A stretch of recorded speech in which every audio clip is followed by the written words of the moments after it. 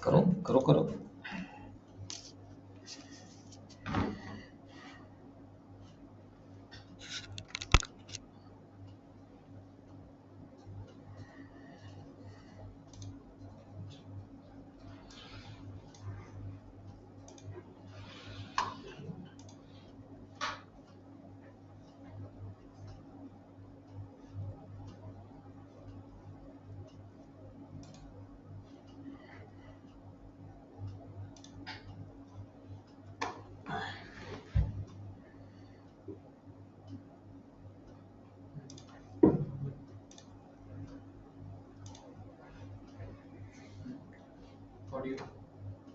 Start audio.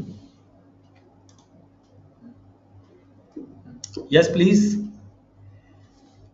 Good evening जी साਰਿਆਂ ਨੂੰ। Let us start. Good evening. एक sir वो कोई रंजीत कालों ਨੂੰ send कर रहे हैं। Good evening ji, good evening. Sorry for late. I was out of station. एक सर एक गल ठीक है। किसी कोई ना रंजीत कालों ਨੂੰ send कर रहे हैं कि अच्छा ओके यार कुछ ਅਨਆਥੋਰਾਈਜ਼ਡ ਪਰਸਨਸ ਨੂੰ ਕੋਈ ਲਿੰਕ ਜਿਹੜਾ ਸੈਂਡ ਕੀਤਾ ਜਾਂਦਾ ਸਾਡੇ ਕੁਝ ਬੰਦੇ ਜਿਹੜੇ ਕਲਾਸ ਲਗਾ ਰਹੇ ਆ ਇਦਾਂ ਦੀ ਨਹੀਂ ਹੋਣਾ ਚਾਹੀਦਾ। ਜਿਹੜਾ ਬੰਦਾ ਕੋਈ ਗਰੁੱਪ ਦੇ ਵਿੱਚ ਨਹੀਂ ਹੈਗਾ ਉਸ ਨੂੰ ਲਿੰਕ ਕਿਸੇ ਨੇ ਫਾਰਵਰਡ ਕੀਤਾ ਹੈ ਮੇਰੇ ਕੋਲ ਉਸਦੀ ਲਿੰਕ ਉਹਨੇ ਭੇਜਿਆ ਹੈਗਾ ਲੈਣ ਦੇ ਲਈ ਪਰ ਨਹੀਂ ਇਦਾਂ ਨਹੀਂ ਠੀਕ ਲੱਗਦਾ। ਠੀਕ ਹੈ ਜਿਹੜਾ ਬੰਦਾ ਗਰੁੱਪ ਦਾ ਮੈਂਬਰ ਨਹੀਂ ਹੈਗਾ why he has to attend the class. Ranjit ਕਾਲੋਂ ਨੂੰ ਕਿਸੇ ਨੇ ਗਰੁੱਪ ਸੈਂਡ ਕੀਤਾ ਹੈ। ਇੱਥੇ ਸਿਸਟਮ 'ਚ ਪਤਾ ਸਭ ਚੱਲ ਜਾਂਦਾ ਵੀ ਕਿਹਨੇ ਸੈਂਡ ਕੀਤਾ ਕਿਹਨੇ ਨਹੀਂ ਕੀਤਾ ਪਰ ਮੈਂ ਨਹੀਂ ਗੱਲ ਕਰਾਂਗਾ ਇੱਥੇ ਨਹੀਂ ਅੱਛਾ ਲੱਗਦਾ। Let us start chapter number 32 national examination paper 5 CRPC। We will start from chapter number 32 provisions as to the bail and bond। bail and bond ਬਹੁਤ ਇੰਪੋਰਟੈਂਟ ਚੈਪਟਰ ਹੈਗਾ ਜੀ ਔਰ ਕੁਐਸਚਨ ਇਹਦੇ ਧਿਆਨ ਦੇ ਆਉਂਦੇ ਹੈਗੇ ਆ। ਠੀਕ ਹੈ bail and bond ਬੇਲ ਹੁੰਦੀ ਹੈ ਕਿਸੇ ਬੰਦੇ ਦੀ ਕਿਸੇ ਦੀ ਅਕਿਊਜ਼ ਦੀ ਜਾਂ ਸਸਪੈਕਟਡ ਅਕਿਊਜ਼ ਦੀ ਬੇਲ ਹੋ ਸਕਦੀ ਹੁੰਦੀ ਹੈ ਜਾਂ ਫਿਰ ਉਸ ਅਕਿਊਜ਼ ਤੋਂ ਜਾਂ ਸਸਪੈਕਟਡ ਅਕਿਊਜ਼ ਤੋਂ ਜਿਹੜਾ ਹੈਗਾ ਬੌਂਡ ਭਰਵਾਇਆ ਜਾ ਸਕਦਾ ਹੁੰਦਾ ਹੈ। ਬੌਂਡ ਤੇ ਵੀ ਉਸ ਨੂੰ ਰਿਲੀਜ਼ ਕੀਤਾ ਜਾ ਸਕਦਾ ਹੁੰਦਾ ਹੈ। ਦੋ ਤਰ੍ਹਾਂ ਦੇ ਕੇਸ ਹੁੰਦੇ ਨੇ, ਦੋ ਤਿੰਨ ਚਾਰ ਤਰ੍ਹਾਂ ਦੀਆਂ ਇਹਦੇ ਵਿੱਚ ਹੈਗੇ ਨੇ ਬੇਲ ਤੇ ਬੌਂਡ ਦੀਆਂ ਜਿਹੜੀਆਂ clause. Chapter number 32 section number 436 33 है यस हाँ 33 ओके 33 चैप्टर नंबर 33 ਤੇ section number 436 provisions as to the bail and bond. Bail ਤੇ ਬੌਂਡ ਦੇ ਵਿੱਚ ਕਿਹੜੀਆਂ ਪ੍ਰੋਵੀਜ਼ਨ ਹੁੰਦੀਆਂ ਨੇ ਕੀ ਕਿਸ ਤਰ੍ਹਾਂ ਕਾਰਵਾਈ ਚੱਲੀ ਜਾਂਦੀ ਹੈ ਜੇ ਕੋਈ ਜਿਹੜਾ ਅਕਿਊਜ਼ਡ ਹੈ ਜਾਂ ਸਸਪੈਕਟਡ ਅਕਿਊਜ਼ਡ ਹੈ। ਦੇਖੋ ਅਕਿਊਜ਼ ਕਿਉਂ ਕਹਿ ਰਹੇ ਹਾਂ ਜਿਹਨੂੰ ਪਹਿਲਾਂ ਸਜ਼ਾ ਹੋ ਚੁੱਕੀ ਹੋਵੇ। ਸਸਪੈਕਟਡ ਅਕਿਊਜ਼ ਜਿਹਨੂੰ ਜੇ ਅਰੈਸਟ ਕੀਤਾ ਹੋਵੇ ਜਾਂ ਅਰੈਸਟ ਕਰਨਾ ਹੋਵੇ। ਠੀਕ ਹੈ that is suspected accused. Sir ਨਮਸਕਾਰ ਜੀ। ਨਮਸਕਾਰ ਜੀ। ਹਾਂਜੀ ਸੁਰਜੀਤ ਸਿੰਘ ਬੋਲ ਰਹੇ ਸਰ। ਇੱਕ ਮਿੰਟ ਦੱਸਿਓ ਜੀ ਕਿੱਥੋਂ ਪੜ੍ਹਾ ਰਹੇ। ਮੈਂ ਨਾ ਜਰਾ ਥੋੜਾ ਜਿਹਾ ਧਿਆਨ ਮੇਰਾ ਲੱਭੇ ਗਿਆ ਕੋਈ ਆਇਆ ਨਹੀਂ। ਕੌਣ ਬੋਲਦੇ ਹੋ? Surjit Singh ji. Surjit Singh ji chapter number 33 CRPC। ਹਾਂਜੀ section 400 section 436 section chapter number 33 section number 436। ਠੀਕ ਹੈ ਹਾਂ ਨਿਕਾਲੋ ਜੀ ਆਪਣਾ CRPC ਦਾ। ਜ਼ਮਾਨਤ ਦੇ ਨਾਲ ਸੰਬੰਧਿਤ ਹੈ। ਜ਼ਮਾਨਤ ਕਿਸੇ ਵਿਅਕਤੀ ਦੀ ਕਿਵੇਂ ਹੁੰਦੀ ਹੈ, ਐਂਟੀਸਪੇਟਰੀ ਬੇਲ ਕੀ ਹੁੰਦੀ ਹੈ, ਜ਼ਮਾਨਤ ਕੀ ਹੁੰਦੀ ਹੈ, ਬੌਂਡ ਕੀ ਹੁੰਦਾ ਹੈ। The provisions related with bond bail anticipatory bail. ਠੀਕ ਹੈ ਇਹ ਸਾਰੀਆਂ ਅਸੀਂ ਡਿਸਕਸ ਕਰਾਂਗੇ ਇਸ ਚੈਪਟਰ ਦੇ ਵਿੱਚ ਕਰਾਂਗੇ। ਇਹ ਜਿਹੜਾ ਚੈਪਟਰ ਹੈਗਾ ਇਹਦੇ ਜਿਹੜੇ ਸੈਕਸ਼ਨਸ ਹੈਗੇ ਆ 436 ਤੋਂ ਲੈ ਕੇ 450 ਤੱਕ ਜਿਹੜੇ ਹੈਗੇ ਆ ਇਹ ਸਾਰੇ ਇਸ ਦੇ ਨਾਲ ਰਿਲੇਟਡ ਹੈਗੇ ਆ ਬੇਲ ਤੇ ਬੌਂਡ ਦੇ ਨਾਲ। ਸੈਕਸ਼ਨ 436 ਕੀ ਕਹਿੰਦਾ ਹੈ what cases bail to be bond taken. ਕਿਹੜੇ ਕੇਸਾਂ 'ਚ ਜਿਹੜੀ ਬੇਲ ਹੈ ਲਈ ਜਾ ਸਕਦੀ ਹੈ। ਦੇਖੋ ਕੇਸ ਦੋ ਤਰ੍ਹਾਂ ਦੇ ਹੁੰਦੇ ਆ। ਇੱਕ ਹੁੰਦਾ ਕੋਗਨੀਜੇਬਲ ਕੇਸ ਬੇਲੇਬਲ ਕੇਸ। ਇੱਕ ਹੁੰਦਾ ਨੌਨ ਕੋਗਨੀਜੇਬਲ ਕੇਸ ਜਿਹੜੇ ਹੁੰਦੇ ਆ ਨੌਨ ਬੇਲੇਬਲ ਕੇਸ। ਠੀਕ ਹੈ ਕੋਗਨੀਜੇਬਲ ਕੇਸ ਜਿਹੜੇ ਹੁੰਦੇ ਆ ਇਹਦੇ ਵਿੱਚ ਜਿਹੜੀ ਹੈਗੀ ਆ ਬੇਲ ਹੋਣ ਦੀ ਸੰਭਾਵਨਾ ਘੱਟ ਹੁੰਦੀ ਹੈ। ਜਿਹੜੇ ਹੁੰਦੇ ਆ ਨੌਨ ਕੋਗਨੀਜੇਬਲ ਕੇਸ ਇਹਦੀ ਜਿਹੜੀ ਬੇਲ ਦੀ ਸੰਭਾਵਨਾ ਜ਼ਿਆਦਾ ਹੁੰਦੀ ਹੈਗੀ ਹੈ। ਪਹਿਲਾਂ ਆਪਾਂ ਗੱਲ ਕਰਦੇ ਹਾਂ 436 ਦੇ ਵਿੱਚ ਜਿੱਥੇ ਬੇਲੇਬਲ ਕੇਸ ਹੁੰਦੇ ਆ। ਇਹਨੂੰ ਬੇਲੇਬਲ ਕੇਸ ਕਿਹਾ ਜਾਂਦਾ ਹੈ। ਯਾਨੀ ਕਿ ਛੋਟੇ ਕੇਸ ਹੁੰਦੇ ਆ, ਛੋਟੇ ਜੁਰਮ ਹੁੰਦੇ ਆ ਇਹਦੇ ਵਿੱਚ, ਅਫੈਂਸ ਇਹਦੇ ਵਿੱਚ ਘੱਟ ਸਜ਼ਾ ਵਾਲੇ ਅਫੈਂਸ ਹੁੰਦੇ ਆ, ਇਹਨੂੰ ਅਸੀਂ ਬੇਲੇਬਲ ਅਫੈਂਸ ਕਹਿੰਦੇ ਆ। ਜਿਸ ਨੂੰ ਇਹਨੂੰ ਮਿਕਸ ਨਹੀਂ ਕਰਨਾ। ਅਸੀਂ 436 ਦੇ ਸਿਰ ਪੜ੍ਹ ਰਹੇ ਹਾਂ, ਬੇਲੇਬਲ ਅਫੈਂਸਾਂ ਦੀ ਗੱਲ ਕਰਦੇ ਹਾਂ, ਜਿੱਥੇ ਅਫੈਂਸ ਬੇਲੇਬਲ ਹੋਵੇ, ਜ਼ਮਾਨਤ ਹੋ ਸਕਦੀ ਹੋਵੇ, ਠੀਕ ਹੈ। ਤੇ ਇਹਦੇ ਵਿੱਚ ਕੀ ਕਿਹਾ ਗਿਆ, ਵੈਨ ਐਨੀ ਪਰਸਨ ਅਰੈਸਟਡ, ਜਦੋਂ ਕਿਸੇ ਵਿਅਕਤੀ ਨੂੰ ਅਰੈਸਟ ਕੀਤਾ ਗਿਆ ਹੋਵੇ, ਕਿਸ ਅਫੈਂਸ ਦੇ ਵਿੱਚ ਅਰੈਸਟ ਕੀਤਾ ਗਿਆ ਹੋਵੇ, ਬੇਲੇਬਲ ਅਫੈਂਸ ਹੋਵੇ, ਜਿਹਦੀ ਬੇਲ ਹੋ ਸਕਦੀ ਹੋਵੇ, ਚਾਹੇ ਪੁਲਿਸ ਆਫੀਸਰ ਬੇਲ ਲੈ ਸਕਦਾ ਹੋਵੇ, ਚਾਹੇ ਕੋਰਟ ਬੇਲ ਲੈ ਸਕਦੀ ਹੋਵੇ, ਠੀਕ ਹੈ। Detain without arrest warrant of SHO, detain without warrant by SHO, ਕਿਸੇ ਥਾਣੇ ਦੇ ਜਿਹੜੇ ਮੁਖੀ ਨੇ ਉਹਨੇ ਬਿਨਾਂ ਵਾਰੰਟਾਂ ਤੋਂ ਉਸਨੂੰ ਅਰੈਸਟ ਕੀਤਾ ਹੋਵੇ, brought before the judge or the court, ਔਰ ਉਸਨੂੰ ਕੋਰਟ ਦੇ ਵਿੱਚ ਲੈ ਕੇ ਆਂਦਾ ਹੋਵੇ ਪੁਲਿਸ ਆਫੀਸਰ ਵੱਲੋਂ, such person shall be released on the bail, ਦੇਖੋ ਇੱਥੇ ਧਿਆਨ ਨਾਲ ਸੁਣਿਓ, such person shall be released, such person shall be released on bail, ਇੱਥੇ ਉਹਦਾ ਰਾਈਟ ਹੈਗਾ, ਉਸ ਵਿਅਕਤੀ ਦਾ ਰਾਈਟ ਹੈਗਾ, ਉਹ ਬੇਲ ਲੈ ਸਕਦਾ ਹੈ, ਕਿਉਂਕਿ ਵਾਰੰਟੀ ਬੇਲੇਬਲ ਹੈ, ਅਫੈਂਸ ਹੀ ਬੇਲੇਬਲ ਹੈਗਾ। ਇੱਥੇ ਜਿਹੜਾ ਵਰਡ ਯੂਜ਼ ਕੀਤਾ ਗਿਆ shall be ਤੇ may be, ਜਿੱਥੇ ਸ਼ੈਲ ਦੀ ਗੱਲ ਆ ਜਾਂਦੀ ਹੈ, ਇੱਥੇ ਇਹਦਾ ਪਰਸਨ ਦਾ ਰਾਈਟ ਬਣ ਜਾਂਦਾ ਵੀ ਉਹ ਜਿਹੜਾ ਹੈਗਾ ਕੋਰਟ ਨੂੰ ਬੇਲ ਦੇਣੀ ਪਏਗੀ। Shall be released on the bail, ਪਰ ਇੱਕ ਦੋ ਸ਼ਰਤਾਂ ਲਗਾਈਆਂ ਗਈਆਂ ਨੇ।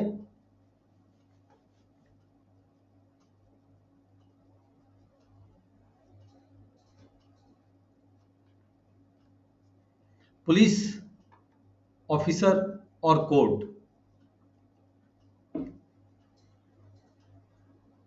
पुलिस ऑफिसर या अदालत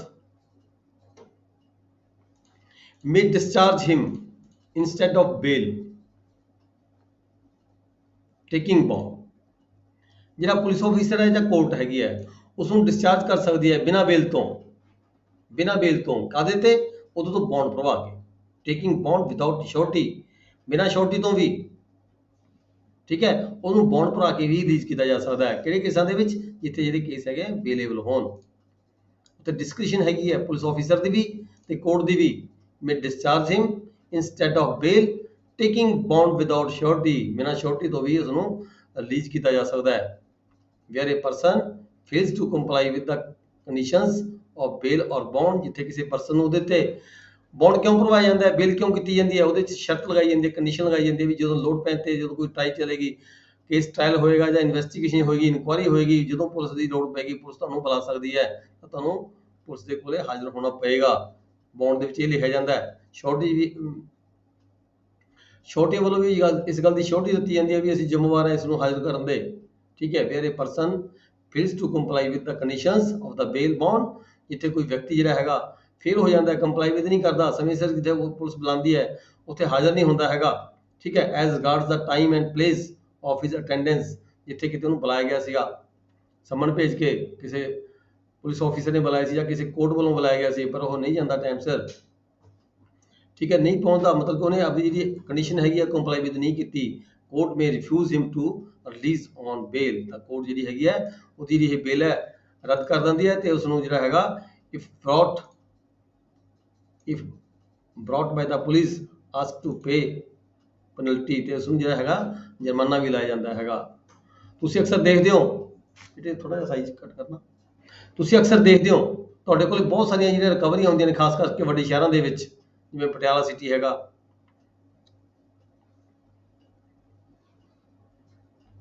ਪਟਿਆਲਾ ਸਿਟੀ ਹੈਗਾ, ਜਾਂ ਹੋਰ ਵੱਡੇ ਵੱਡੇ ਸ਼ਹਿਰ ਹੈਗੇ, ਲੁਧਿਆਣਾ ਹੈ, ਜਲੰਧਰ ਹੈ, ਅੰਮ੍ਰਿਤਸਰ ਹੈ, ਠੀਕ ਹੈ। ਤੁਹਾਡੇ ਕੋਲ ਬਹੁਤ ਸਾਰੀਆਂ ਜਿਹੜੀਆਂ ਰਿਕਵਰੀਆਂ ਹੁੰਦੀਆਂ ਨੇ, ਉਹ ਬੌਂਡਾਂ ਦੀਆਂ, ਬੇਲਾਂ ਦੀਆਂ ਜਿਹੜੀਆਂ ਰਿਕਵਰੀਆਂ ਤੁਹਾਡੇ ਕੋਲ ਪੈਂਡਿੰਗ ਪਈਆਂ ਹੁੰਦੀਆਂ, ਤੁਹਾਡੇ ਅਕਾਊਂਟ ਦੇ ਵਿੱਚ, ਜਿਹੜੀਆਂ ਸਿਵਲ ਕੋਰਟਾਂ ਵੱਲੋਂ ਆਈਆਂ ਹੁੰਦੀਆਂ, recovery for the purpose of recovery, ਕਿਉਂਕਿ ਬੰਦੇ ਨੇ ਬੇਲ ਦਿੱਤੀ ਸੀ, ਬੌਂਡ ਦਿੱਤਾ ਸੀ, ਭਰ ਕੇ ਦਿੱਤਾ ਸੀਗਾ, ਉਹ ਬੌਂਡ ਫੇਲ ਹੋ ਗਿਆ, ਕੋਰਟ 'ਚ ਗਿਆ ਨਹੀਂ ਹੈ, ਕੋਰਟ ਨੇ ਜੁਰਮਾਨਾ ਲਗਾਤਾ 50,000 ਰੁਪਏ ਦਾ, 50,000 ਦਾ ਜ਼ਿਆਦਾਤਰ ਜਦ ਤੁਹਾਡੇ ਕੋਲ ਕੇਸ ਜਿਹੜੇ ਪਏ ਹੁੰਦੇ ਨੇ, ਸੈਂਕੜੇ ਕੇਸ ਤੁਹਾਡੇ ਕੋਲ ਆਉਂਦੇ ਰਿਕਵਰੀ ਵਾਸਤੇ ਸਿਵਲ ਕੋਰਟਾਂ ਦੇ ਵਿੱਚੋਂ, ਠੀਕ ਹੈ। ਉਹ ਇਹੀ ਕੇਸ ਹੁੰਦੇ ਆ, ਇਹੀ ਕਾਰਨ ਹੁੰਦੇ ਆ, ਜਦੋਂ ਬੰਦਾ ਕੋਈ ਸ਼ੋਰਟੀ ਦਿੰਦਾ ਕਿਸੇ ਦੀ ਜਾਂ ਜ਼ਮਾਨਤ ਦਿੰਦਾ ਹੈਗਾ, ਉਹ ਬੌਂਡ ਭਰ ਕੇ ਦਿੰਦਾ ਜਾਂ ਆਪਣੀ ਕੋਈ ਰਜਿਸਟਰੀ ਪੇ ਕਰਦਾ ਹੈਗਾ, ਪੇਸ਼ ਕਰਦਾ, ਤਾਂ ਉਹ ਮੌਕੇ ਤੇ ਬੰਦਾ ਜਿਹੜਾ ਹੈਗਾ ਮੁਜਰਮ ਹੁੰਦਾ ਨਹੀਂ ਪਹੁੰਚਦਾ ਹੈਗਾ, ਤਾਂ ਫਿਰ ਜਿਹੜਾ ਹੈਗਾ ਸ਼ੋਰਟੀ ਜਿਹੜਾ ਹੁੰਦਾ ਉਹ ਪੇ ਕਰਦਾ ਫਾਈਨ ਪੇ ਕਰਨ ਲਈ। ਜਦੋਂ ਕੋਰਟ ਦੇ ਵਿੱਚ ਨਹੀਂ ਜਾਂਦਾ, ਨਹੀਂ ਪੇ ਕਰਦਾ, ਤਾਂ ਜਿਹੜੀ ਕੋਰਟ ਹੁੰਦੀ ਹੈ ਸਾਡੇ ਕੋਲੇ ਭੇਜ ਦਿੰਦੀ ਹੈ ਇਸ ਦੀ ਰਿਕਵਰੀ ਵਾਸਤੇ, ਫਾਰ ਦਾ ਪ੍ਰੋਸੀਜਰ ਜਿਹੜਾ ਹੈਗਾ ਏਰੀਅਰਸ ਆਫ ਦਾ ਲੈਂਡ ਰੈਵਨਿਊ ਦੇ ਤਹਿਤ ਅਸੀਂ ਜਿਹੜੀ ਰਿਕਵਰੀ ਕਰਦੇ ਹਾਂ, ਠੀਕ ਹੈ ਜੀ। ਜਦੋਂ ਕੋਈ ਵਿਅਕਤੀ ਫੇਲ ਹੋ ਜਾਂਦਾ ਹੈ ਜ਼ਮਾਨਤ ਬੇਲ ਦੇ ਮੁਤਾਬਕ ਬੌਂਡ ਦੇ ਮੁਤਾਬਕ ਕਿਸੇ ਕੋਰਟ ਦੇ ਵਿੱਚ ਹਾਜ਼ਰ ਨਹੀਂ ਹੁੰਦਾ, ਠੀਕ ਹੈ, ਦਿੱਤੇ ਹੋਏ ਜਗ੍ਹਾ ਤੇ ਜਿੱਥੇ ਬੁਲਾਇਆ ਗਿਆ ਸੀ ਨਹੀਂ ਜਾਂਦਾ, court may refuse him to release, ਤਾਂ ਕੋਰਟ ਜਿਹੜੀ ਹੈਗੀ ਉਸ ਨੂੰ ਦੁਬਾਰਾ ਅਰੈਸਟ ਕਰ ਸਕਦੀ ਹੈ ਤੇ ਨਾਲ ਹੀ ਉਸ ਨੂੰ ਜਦੋਂ ਉਹਨੂੰ ਪਕੜ ਕੇ ਦੁਬਾਰਾ ਕੋਰਟ ਦੇ ਵਿੱਚ ਲਿਆਂਦਾ ਜਾਂਦਾ ਹੈ ਤੇ ਉਹਦੇ ਤੇ ਜਿਹੜੀ ਪੈਨਲਟੀ ਹੁੰਦੀ ਹੈ ਉਹਦੇ ਤੇ ਪੈਨਲਟੀ ਲਗਾਈ ਜਾ ਸਕਦੀ ਹੁੰਦੀ ਹੈ। ਨੈਕਸਟ ਹੈ ਸੈਕਸ਼ਨ 437, ਦੋਨਾਂ 'ਚ ਫਰਕ ਹੈਗਾ। 436 ਸੀਗਾ ਬੇਲੇਬਲ ਕੇਸ, ਜਿਹੜਾ 437 ਹੈ ਇਹ ਹੈਗਾ ਨॉन ਬੇਲੇਬਲ ਅਫੈਂਸਸ, ਠੀਕ ਹੈ। When bail may be taken in the non bailable offences, ਇੱਥੇ ਜਿਹੜੀ ਬੇਲ ਲੈਣ ਦਾ ਕੀ ਰੀਜ਼ਨ ਕਿਵੇਂ ਹੈਗਾ, ਕੀ ਪ੍ਰੋਸੀਜਰ ਹੈਗਾ। ਵੈਨ ਐਨੀ ਪਰਸਨ ਅਕਿਊਜ਼ਡ, ਕੋਈ ਪਰਸਨ ਅਕਿਊਜ਼ਡ ਹੋਵੇ ਜਾਂ ਸਸਪੈਕਟਡ ਅਕਿਊਜ਼ਡ ਹੋਵੇ, ਕਾਹਦੇ ਵਿੱਚ, ਨॉन ਬੇਲੇਬਲ ਅਫੈਂਸ ਦੇ ਵਿੱਚ। ਅਕਿਊਜ਼ ਦੀ ਗੱਲ ਉਦੋਂ ਕੀਤੀ ਜਾਂਦੀ ਹੈ ਜਦੋਂ ਲੋਅਰ ਕੋਰਟ ਨੇ ਉਹਨੂੰ ਸਜ਼ਾ ਕਰ ਦਿੱਤੀ ਹੋਵੇ, ਫਿਰ ਉਹ ਅਪੀਲੈਂਟ ਕੋਰਟ ਦੇ ਵਿੱਚ ਆ ਗਿਆ ਹੋਵੇ ਤਾਂ ਉਸ ਨੂੰ ਅਸੀਂ ਅਕਿਊਜ਼ ਕਹਿ ਦਿੰਦੇ ਹੁੰਦੇ ਹਾਂ, ਠੀਕ ਹੈ। ਸਸਪੈਕਟਡ ਅਕਿਊਜ਼ ਹੁੰਦਾ ਜਦੋਂ ਲੋਅਰ ਕੋਰਟ ਦੇ ਵਿੱਚ ਹੀ ਕੇਸ ਚੱਲ ਰਿਹਾ ਹੋਵੇ, that is called accused person, suspected accused ਕਿਹਾ ਜਾਂਦਾ ਉਸ ਨੂੰ, ਠੀਕ ਹੈ। ਜਿਹੜਾ ਬੇਲ ਬੌਂਡ ਦੀ ਗੱਲ ਹੈਗੀ ਹੈ ਇਹ ਅਪੀਲੈਂਟ ਕੋਰਟ ਦੇ ਵਿੱਚ ਵੀ ਲਈ ਜਾਂਦੀ ਹੈ ਜਾਂ ਫਿਰ ਓਰੀਜਨਲ ਕੋਰਟ 'ਚ ਵੀ ਲਈ ਜਾਂਦੀ ਹੈ ਜ਼ਮਾਨਤ ਕਿਸੇ ਵੀ ਪਰਸਨ ਦੀ। ਕੋਈ ਵੀ ਵਿਅਕਤੀ ਜਿਹੜਾ ਕੋਈ ਨॉन ਬੇਲੇਬਲ ਅਫੈਂਸ ਦੇ ਵਿੱਚ ਅਰੈਸਟ ਕੀਤਾ ਗਿਆ, ਠੀਕ ਹੈ, ਅਰੈਸਟਡ ਔਰ ਡਿਟੇਨਡ ਵਿਦਆਊਟ ਵਾਰੰਟ, ਬਿਨਾਂ ਵਾਰੰਟਾਂ ਤੋਂ ਉਹਨੂੰ ਅਰੈਸਟ ਕੀਤਾ ਗਿਆ ਪੁਲਿਸ ਆਫੀਸਰ ਵੱਲੋਂ, by the in-charge of the police station or appeals to the court, ਜਾਂ ਕੋਰਟ ਨੂੰ ਲੱਗਦਾ ਹੈ he may be release on bail, court ਨੂੰ ਲੱਗਦਾ ਵੀ ਇਸ ਨੂੰ ਜਿਹੜਾ ਹੈਗਾ ਬੇਲ ਤੇ ਛੱਡ ਦੇਣਾ ਚਾਹੀਦਾ ਹੈਗਾ, ਬਟ ਮੇ ਬੀ ਰਿਲੀਜ਼ਡ, ਦੇਖੋ ਇੱਥੇ ਵਰਡ ਆ ਗਿਆ, ਉੱਪਰ ਤੁਸੀਂ ਪੜ੍ਹਿਆ ਸੀ shall be released, shall be release ਦਾ ਮਤਲਬ ਇਹ ਸੀਗਾ ਵੀ court is bound to get the bail of the person accused, ਇੱਥੇ ਹੈਗਾ ਮੇ ਬੀ ਰਿਲੀਜ਼ਡ, ਇੱਥੇ ਕੋਰਟ ਬਾਉਂਡ ਨਹੀਂ ਹੈਗੀ, ਕੋਰਟ ਦੀ ਮਰਜ਼ੀ ਹੈ। If the satisfaction of the court ਹੈਗੀ ਹੈ, ਜੇ ਕੋਰਟ ਦੀ ਤਸੱਲੀ ਹੁੰਦੀ ਹੈ ਤਾਂ ਉਹਨੂੰ ਛੱਡ ਸਕਦੀ ਹੈ, ਅਗਰ ਕੋਰਟ ਦੀ ਤਸੱਲੀ ਨਹੀਂ ਹੁੰਦੀ, ਕੇਸ ਤਾਂ ਜੇ ਪਹਿਲਾਂ ਹੀ ਕੇਸ ਹੈ ਜਿਹੜਾ ਹੈਗਾ ਨॉन ਅਵੇਲੇਬਲ ਹੈਗਾ, ਤਾਂ ਕੋਰਟ ਜ਼ਮਾਨਤ ਲੈਣ ਤੋਂ ਦੀ ਇਨਕਾਰ ਵੀ ਕਰ ਸਕਦੀ ਹੈ। ਇੱਥੇ ਹੈਗੀ ਕੋਰਟ ਦੀ ਡਿਸਕ੍ਰਿਸ਼ਨ ਪਾਵਰ ਆ ਜਾਂਦੀ ਹੈ। He may be released on bail, ਠੀਕ ਹੈ, but no bail if offence punishable with death or life, ਜਿੱਥੇ ਕਿਤੇ ਜਿਹੜਾ ਅਫੈਂਸ ਹੈਗਾ ਉਹ ਪਨਿਸ਼ੇਬਲ ਹੈਗਾ, ਕਾਹਦੀ ਪਨਿਸ਼ੇਬਲ ਦੀ, ਮੌਤ ਦੀ ਸਜ਼ਾ ਵੀ ਹੋ ਸਕਦੀ ਹੈ, ਲਾਈਫ ਦੀ ਸਜ਼ਾ ਵੀ ਹੋ ਸਕਦੀ ਹੈ, ਉਮਰ ਕੈਦ ਦੀ ਹੋ ਸਕਦੀ ਹੈ, ਤਾਂ ਜਿਹੜੀ ਉਹਦੀ ਜ਼ਮਾਨਤ ਹੈ ਨਹੀਂ ਲਈ ਜਾ ਸਕਦੀ, ਠੀਕ ਹੈ। ਫਿਰ then no release if previously convicted for the offence of death, ਜੇਕਰ ਇਸ ਨੂੰ ਇਸ ਕੇਸ ਤੋਂ ਪਹਿਲਾਂ ਜਿਹੜਾ ਮੁਜਰਮ ਹੈਗਾ ਅਕਿਊਜ਼ਡ ਹੈਗਾ ਉਹਨੂੰ ਇਸ ਕੇਸ ਤੋਂ ਪਹਿਲਾਂ ਕੋਈ ਸਜ਼ਾ ਹੋਈ ਹੋਵੇ, ਮੌਤ ਦੀ ਸਜ਼ਾ ਹੋਈ ਹੋਵੇ, ਉਹਦੇ ਅਪੀਲ 'ਚ ਗਿਆ ਹੈ ਹੋਵੇ, ਜਾਂ ਲਾਈਫ ਦੀ ਉਮਰ ਕੈਦ ਦੀ ਸਜ਼ਾ ਹੋਈ ਹੋਵੇ, ਜਾਂ 7 ਸਾਲ ਜਾਂ 7 ਸਾਲ ਤੋਂ ਵੱਧ ਵੀ ਉਹਨੂੰ ਸਜ਼ਾ ਹੋਈ ਹੋਵੇ, ਤਦ ਵੀ ਜਿਹੜੀ ਉਹਦੀ ਜ਼ਮਾਨਤ ਹੈਗੀ ਹੈ ਨਹੀਂ ਦੀ ਜਾ ਸਕਦੀ ਕੋਰਟ ਵੱਲੋਂ। ਜਿੱਥੇ ਕਿਤੇ ਘੱਟ ਸੈਂਟੈਂਸ ਹੋਈ ਹੋਵੇ, ਪਨਿਸ਼ਮੈਂਟ ਹੋਈ ਹੋਵੇ, ਉੱਥੇ ਕੋਰਟ ਜਿਹੜੀ ਜ਼ਮਾਨਤ ਉਹਦੀ ਲੈ ਸਕਦੀ ਹੈ, ਠੀਕ ਹੈ ਜੀ। ਨੈਕਸਟ ਕੀ ਹੈਗਾ, ਫਿਰ ਇਹਦੀ ਪ੍ਰੋਵੀਜ਼ਨ ਹੈਗੀ ਹੈ ਵੀ ਰਿਲੀਜ਼ਡ ਔਨ ਬੇਲ, ਜੇਕਰ ਉਸਨੂੰ ਉੱਪਰਲੀ ਜਿਹੜੀ ਸੈਕਸ਼ਨ ਸਬਸੈਕਸ਼ਨ 1 ਸੀਗਾ 1 ਤੇ 2 ਕਲੌਜ਼ ਦੇ ਵਿੱਚ ਜੇਕਰ ਉਸਨੂੰ ਬੇਲ ਦੇ ਉੱਪਰ ਰਿਲੀਜ਼ ਕਰ ਦਿੱਤਾ ਗਿਆ ਹੋਵੇ, if person is under 16 years of the age, ਠੀਕ ਹੈ, ਜੋ ਜਿਹੜਾ ਵਿਅਕਤੀ ਹੈਗਾ ਉਹਦੀ ਉਮਰ ਹੋਵੇ 16 ਸਾਲ ਤੋਂ ਘੱਟ ਹੋਵੇ, ਜਾਂ ਵੂਮਨ ਹੋਵੇ, ਜਾਂ ਕੋਈ ਸਿੱਖ ਪਰਸਨ ਹੋਵੇ, ਤਾਂ ਉਹਦੀ ਜਿਹੜੀ ਜ਼ਮਾਨਤ ਹੈਗੀ ਹੈ ਵੀ released on bail if not reasonable ground of non bailable offence, ਠੀਕ ਹੈ। ਤਾਂ ਜਿਹੜਾ ਹੈਗਾ 16 ਸਾਲ ਤੋਂ ਘੱਟ ਉਮਰ ਦਾ, ਮਾਈਨਰ ਹੋਵੇ, ਵੂਮਨ ਹੋਵੇ, ਸਿੱਖ ਹੋਵੇ, ਬਿਮਾਰ ਹੋਵੇ ਬਹੁਤ ਜ਼ਿਆਦਾ, ਤਾਂ ਜਿਹੜੀ ਉਹਦੀ ਜ਼ਮਾਨਤ ਹੈਗੀ ਹੈ ਇਹਨਾਂ ਕੇਸਾਂ 'ਚ ਵੀ ਲਈ ਜਾ ਸਕਦੀ ਹੈ। ਔਨ ਬੌਂਡ ਵਿਦਆਊਟ ਸ਼ੋਰਟੀ, ਉਹ ਤੋਂ ਬੌਂਡ ਭਰਵਾਇਆ ਜਾ ਸਕਦਾ ਹੈ ਬਿਨਾਂ ਸ਼ੋਰਟੀ ਤੋਂ। When person is punishable with offence 7 years or more, ਜਦੋਂ ਜਿਹੜਾ ਪਰਸਨ ਹੈਗਾ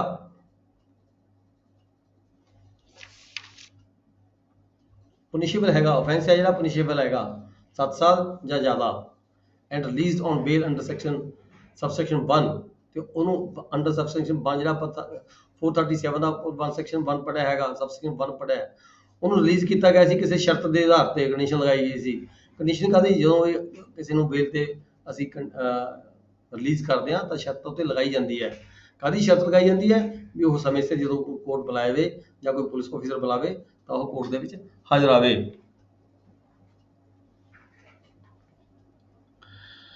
ਇਹ bond when the person is punishable with offense 7 year ਔਰ ਮੋਰ 7 ਸਾਲ ਤੋਂ ਵੱਧ ਜਾਂ 7 ਸਾਲ ਤੱਕ ਦੀ ਜਿਹੜੀ ਪਨਿਸ਼ੇਬਲ ਦਾ ਅਫੈਂਸ ਹੋਵੇ ਉਸਦਾ ਉਹਦੇ ਵੱਲੋਂ ਕਮਿਟ ਕੀਤਾ ਗਿਆ ਹੋਵੇ and release on bail under subsection 1 ਉਹਦੇ ਉੱਤੇ ਕੰਡੀਸ਼ਨ ਲਗਾਈ ਗਈ ਹੋਵੇ ਤੇ ਉਦੋਂ ਬੌਂਡ ਭਰਵਾਇਆ ਗਿਆ ਹੋਵੇ ਸ਼ੈਲ ਨਾਟ ਕਮਿਟ ਐਨ ਅਫੈਂਸ ਸਿਮਿਲਰ ਉਹ ਬੌਂਡ ਦੇ ਵਿੱਚ ਇਹ ਸ਼ਰਤ ਵੀ ਲਗਾਈ ਜਾਏਗੀ ਵੀ ਤੇ ਇਸੇ ਨਾਲ ਦਾ ਜਿਹੜਾ ਹੈਗਾ ਦੁਬਾਰਾ ਕੋਈ ਉਸਨੇ ਅਫੈਂਸ ਕਮਿਟ ਨਹੀਂ ਕਰਨਾ।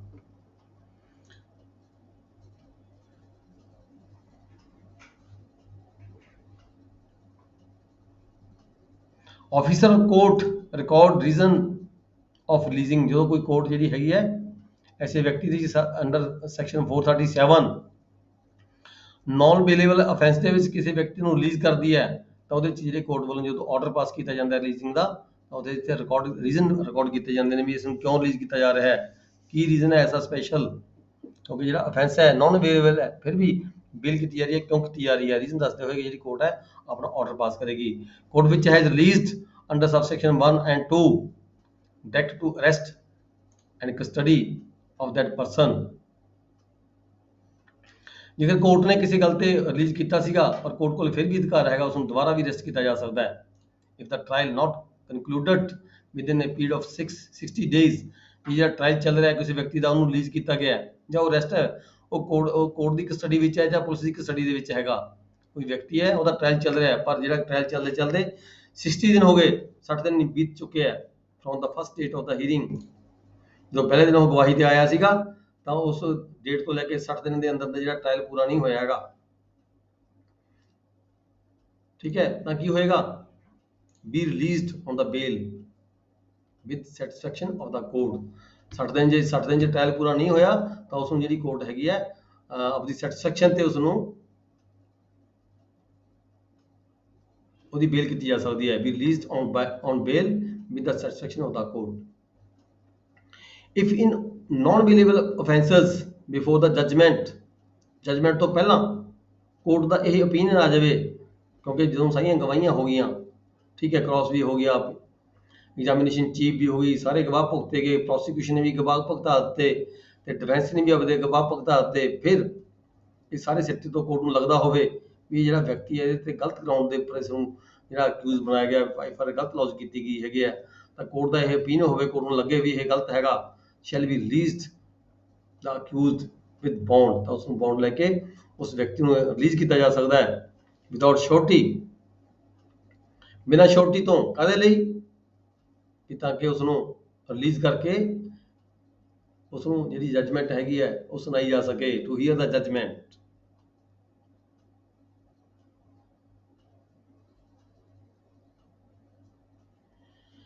ਨੈਕਸਟ ਹੈਗਾ ਸੈਕਸ਼ਨ 438, ਇਹ ਜਿਹੜਾ ਸੈਕਸ਼ਨ ਹੈਗਾ discretion for grant of bail to person apprehending arrest, ਮਤਲਬ ਜਿਵੇਂ ਆਪਾਂ ਕਹਿੰਦੇ ਨੇ ਐਂਟੀਸਪੇਟਰੀ ਬੇਲ, ਜਦੋਂ ਕਿਸੇ ਵਿਅਕਤੀ ਨੂੰ ਕੋਈ ਡਰ ਹੋਵੇ, ਖਤਰਾ ਹੋਵੇ ਵੀ ਮੈਨੂੰ ਜਿਹੜੀ ਪੁਲਿਸ ਹੈਗੀ ਹੈ ਨਾਨ ਬੇਲੇਬਲ ਅਫੈਂਸ ਦੇ ਵਿੱਚ ਅਰੈਸਟ ਕਰ ਸਕਦੀ ਹੈ, ਠੀਕ ਹੈ, ਕੋਈ ਅਫੈਂਸ ਕਮਿਟ ਹੋਇਆ ਹੋਵੇ ਉਸ ਤੋਂ ਤੇ ਉਹਨੂੰ ਖਤਰਾ ਹੋਵੇ ਵੀ ਕਿਸੇ ਵੇਲੇ ਮੈਨੂੰ ਕੋਈ ਜਿਹੜੀ ਪੁਲਿਸ ਹੈਗੀ ਹੈ ਉਹ ਅਰੈਸਟ ਕਰ ਸਕਦੀ ਹੈ, ਤਾਂ ਉਹ ਕੀ ਕਰ ਸਕਦਾ ਹੈ, ਤਾਂ ਉਹ ਐਂਟੀਸਪੇਟਰੀ ਬੇਲ ਦੇ ਲਈ ਅਪਲਾਈ ਕਰ ਸਕਦਾ ਹੈ। When any person has reason to believe that he may be arrested having committed a non-bailable offence, he may apply to the High Court or Session Court. ਉਹ ਸੈਸ਼ਨ ਕੋਰਟ 'ਚ ਵੀ ਅਰਜ਼ੀ ਦੇ ਸਕਦਾ ਹੈ, ਉਹ ਹਾਈ ਕੋਰਟ 'ਚ ਵੀ ਅਰਜ਼ੀ ਦੇ ਸਕਦਾ ਹੈ for the detection under this section and the court may, ਇੱਥੇ ਫਿਰ ਵਰਡ ਮੇ ਯੂਜ਼ ਕੀਤਾ ਗਿਆ ਹੈ, ਕੋਰਟ ਦੀ ਮਰਜ਼ੀ ਹੈ ਜ਼ਮਾਨਤ ਦੇਣਾ ਜਾਂ ਨਾ ਦੇਣਾ, ਕੋਰਟ ਮੇ, ਹਾਈ ਕੋਰਟ ਔਰ session court, if it thinks fit direct that in the event of such arrest, ਇਹ ਡਾਇਰੈਕਸ਼ਨ ਦੇ ਸਕਦੀ ਹੈ ਕੋਰਟ, ਆਰਡਰ ਕਰ ਸਕਦੀ ਹੈ ਵੀ ਜਦੋਂ ਵੀ ਇਸ ਨੂੰ ਕਿਸੇ ਅਰੈਸਟ ਕੀਤਾ ਜਾਣਾ ਹੈ ਪੁਲਿਸ ਵੱਲੋਂ, then he shall be released on bail, ਇਹਦੀ ਜਿਹੜੀ ਹੈਗੀ ਹੈ ਜ਼ਮਾਨਤ ਲੈ ਲਈ ਜਾਵੇ, ਉਸੇ ਵੇਲੇ ਅਰੈਸਟ ਕੀਤਾ ਜਾਵੇ ਤੇ ਨਾਲ ਦੀ ਨਾਲ ਜ਼ਮਾਨਤ ਲੈ ਕੇ ਇਸ ਨੂੰ ਛੱਡ ਦਿੱਤਾ ਜਾਵੇ। ਇਹ ਹਾਈ ਕੋਰਟ ਜਾਂ ਸੈਸ਼ਨ ਕੋਰਟ ਹੈਗੀ ਹੈ ਐਂਟੀਸਪੇਟਰੀ ਬੇਲ ਦੇ ਵਿੱਚ ਆਰਡਰ ਕਰ ਸਕਦੀ ਹੈ। When the High Court or the Session Court makes a direction under subsection 1, it may include such condition, ਜਦੋਂ ਇਦਾਂ ਦਾ ਕੋਈ ਆਰਡਰ ਹਾਈ ਕੋਰਟ ਵੱਲੋਂ ਜਾਂ ਸੈਸ਼ਨ ਕੋਰਟ ਵੱਲੋਂ ਕੀਤਾ ਜਾਂਦਾ ਹੈ ਉਹਦੇ ਨਾਲ ਸ਼ਰਤ ਲਗਾਈ ਜਾਂਦੀ ਹੈ, ਕੰਡੀਸ਼ਨ ਲਗਾਈ ਜਾਂਦੀ ਹੈ ਉਸ ਵਿਅਕਤੀ ਦੇ ਉੱਪਰ। ਕੀ ਸ਼ਰਤਾਂ ਲਗਾਈਆਂ ਜਾਂਦੀਆਂ ਨੇ, ਆ ਥੱਲੇ 2-3 ਸ਼ਰਤਾਂ ਲਗਾਈਆਂ ਗਈਆਂ ਨੇ। ਸਬਸੈਕਸ਼ਨ ਕਲੌਜ਼ 1 ਕੀ ਹੈਗਾ, ਇਹ ਕੀ ਹੈਗਾ ਵੀ ਉਹ ਜਿਹੜਾ ਵਿਅਕਤੀ ਹੈਗਾ ਉਹ ਜਦੋਂ ਵੀ ਕਿਤੇ ਪੁਲਿਸ ਵੱਲੋਂ ਕੋਈ ਕਾਰਵਾਈ ਕੀਤੀ ਜਾਵੇਗੀ, ਪ੍ਰੋਸੀਡਿੰਗ ਕੀਤੀ ਜਾਵੇਗੀ, ਤਾਂ ਪੁਲਿਸ ਨੂੰ ਪਾਰਟਿਸਿਪੇਟ ਕਰੇਗਾ, ਪੁਲਿਸ ਦੇ ਕੋਲੇ ਹਾਜ਼ਰ ਹੋਏਗਾ। Shell make him available for the interrogation, ਜਦੋਂ ਵੀ ਕੋਈ ਇੰਟਰੋਗੇਸ਼ਨ ਕੀਤੀ ਜਾਵੇਗੀ, ਪੁੱਛਗਿੱਛ ਕੀਤੀ ਜਾਵੇਗੀ, ਤਾਂ ਉਹ ਪੁਲਿਸ ਕੋਲੇ ਹਾਜ਼ਰ ਜਾਵੇਗਾ। ਤੇ ਨਾ ਹੀ ਉਹ ਕਿਸੇ ਵਿਅਕਤੀ ਨੂੰ ਇੰਡਿਊਸ ਕਰੇਗਾ, ਕੋਈ ਅਨਡਿਊ ਇਨਫਲੂਐਂਸ ਜਿਹੜਾ ਹੈਗਾ ਦੂਜੇ ਵਿਅਕਤੀਆਂ ਨੂੰ ਜਿਹੜੇ ਉਸ ਕੇਸ ਦੇ ਵਿੱਚ ਹੋਰ ਇਨਵੋਲਵ ਹੋਣ, ਗਵਾਹ ਹੋਣ, ਉਹਨਾਂ ਨੂੰ ਕੋਈ ਡਰਾਵੇਗਾ ਨਹੀਂ, ਧਮਕਾਵੇਗਾ ਨਹੀਂ, ਪ੍ਰੈਸ਼ਰਾਈਜ਼ ਨਹੀਂ ਕਰੇਗਾ ਵੀ ਗਵਾਹੀ ਮੁਕਰਨ ਦੇ ਲਈ। ਠੀਕ ਹੈ, ਤੇ ਨਾ ਹੀ ਇਹਨੇ ਛੱਡ ਕੇ ਕਿਤੇ ਬਾਹਰ ਜਾਵੇਗਾ। ਇਹ ਸ਼ਰਤਾਂ ਲਗਾਈਆਂ ਜਾਂਦੀਆਂ ਨੇ ਕੋਰਟ ਵੱਲੋਂ, ਹਾਈ ਕੋਰਟ ਵੱਲੋਂ ਜਾਂ ਸੈਸ਼ਨ ਕੋਰਟ ਵੱਲੋਂ, ਜਦੋਂ ਕਿਸੇ ਵਿਅਕਤੀ ਦੀ ਐਂਟੀਸਿਪੇਟਰੀ ਬੇਲ ਕੀਤੀ ਜਾਂਦੀ ਹੈ। ਇਫ ਸੱਚ person is there after arrested, ਜਦੋਂ ਇਹ ਆਰਡਰ ਹੋ ਗਿਆ ਉੱਪਰੋਂ ਹਾਈ ਕੋਰਟ ਵੱਲੋਂ ਜਾਂ ਸੈਸ਼ਨ ਕੋਰਟ ਵੱਲੋਂ, ਫਿਰ ਉਸ ਨੂੰ ਅਰੈਸਟ ਕੀਤਾ ਜਾਂਦਾ ਹੈ। ਇਫ ਸੱਚ person is arrested there after without warrant ਬਾय N officer in charge of the police station, ਠੀਕ ਹੈ, ਤਾਂ ਉਹ ਆਪਣਾ ਆਰਡਰ ਦਿਖਾਏਗਾ। ਫਿਰ ਉਸ ਨੂੰ ਕੀ ਹੋਗਾ, give bail, he shall be released on the bail, ਉਸ ਨੂੰ ਬੇਲ ਦੇ ਆਧਾਰ ਤੇ ਜਿਹੜਾ ਉਹਦੀ ਆਰਡਰ ਦੇ ਆਧਾਰ ਤੇ ਜਿਹੜੀ ਹੈਗੀ ਹੈ ਉਹਦੀ ਬੇਲ ਲੈ ਕੇ ਉਸ ਨੂੰ ਛੱਡ ਦਿੱਤਾ ਜਾਵੇਗਾ। ਹੀ ਸ਼ੈਲ ਇਸ਼ੂ ਏ ਬੇਲੇਬਲ ਵਾਰੰਟ ਇਨ ਕਨਫਰਮਿਟੀ, ਉਸ ਨੂੰ ਬੇਲੇਬਲ ਵਾਰੰਟ ਦੇ ਨਾਲ ਵੀ ਅਰੈਸਟ ਕੀਤਾ ਜਾ ਸਕਦਾ ਹੈ, ਉਹਨੂੰ ਬਿਨਾਂ ਬੇਲ ਦੇ ਬਿਨਾਂ ਵਾਰੰਟ ਤੋਂ ਵੀ ਅਰੈਸਟ ਕੀਤਾ ਜਾ ਸਕਦਾ ਹੈ। ਨੈਕਸਟ ਹੈ section 439, special power of the high court or court of session regarding bail. Special power ਦਿੱਤੀਆਂ ਗਈਆਂ ਨੇ ਹਾਈ ਕੋਰਟ ਨੂੰ ਤੇ ਸੈਸ਼ਨ ਕੋਰਟ ਨੂੰ ਬੇਲ ਦੇ ਸੰਬੰਧ ਵਿੱਚ। ਕੀ ਪਾਵਰਾਂ ਦਿੱਤੀਆਂ ਗਈਆਂ ਨੇ? that any person accused of an offence and in the custody be released on bail, ਕੋਈ ਵੀ ਵਿਅਕਤੀ ਜਿਹੜਾ ਕੋਈ ਅਕਿਊਜ਼ਡ ਹੈਗਾ, ਠੀਕ ਹੈ, ਉਹ ਕਸਟਡੀ ਦੇ ਵਿੱਚ ਹੈਗਾ, be released on bail and if offence is of the nature specified in subsection 3 of section 437 may impose any condition, ਉਹਦੇ ਤੇ ਕੋਈ ਕੰਡੀਸ਼ਨ ਵੀ ਲਗਾਈ ਜਾ ਸਕਦੀ ਹੈ। ਕੰਡੀਸ਼ਨ ਆਮ ਤੌਰ ਤੇ ਸਾਨੂੰ ਪਤਾ ਕਿਹੜੀ ਹੁੰਦੀ ਹੈ, ਇਹੀ ਹੁੰਦੀ ਹੈ ਵੀ ਲੋੜ ਪੈਣ ਤੇ ਪੁਲਿਸ ਕੋਲੇ ਹਾਜ਼ਰ ਹੋਵੇ।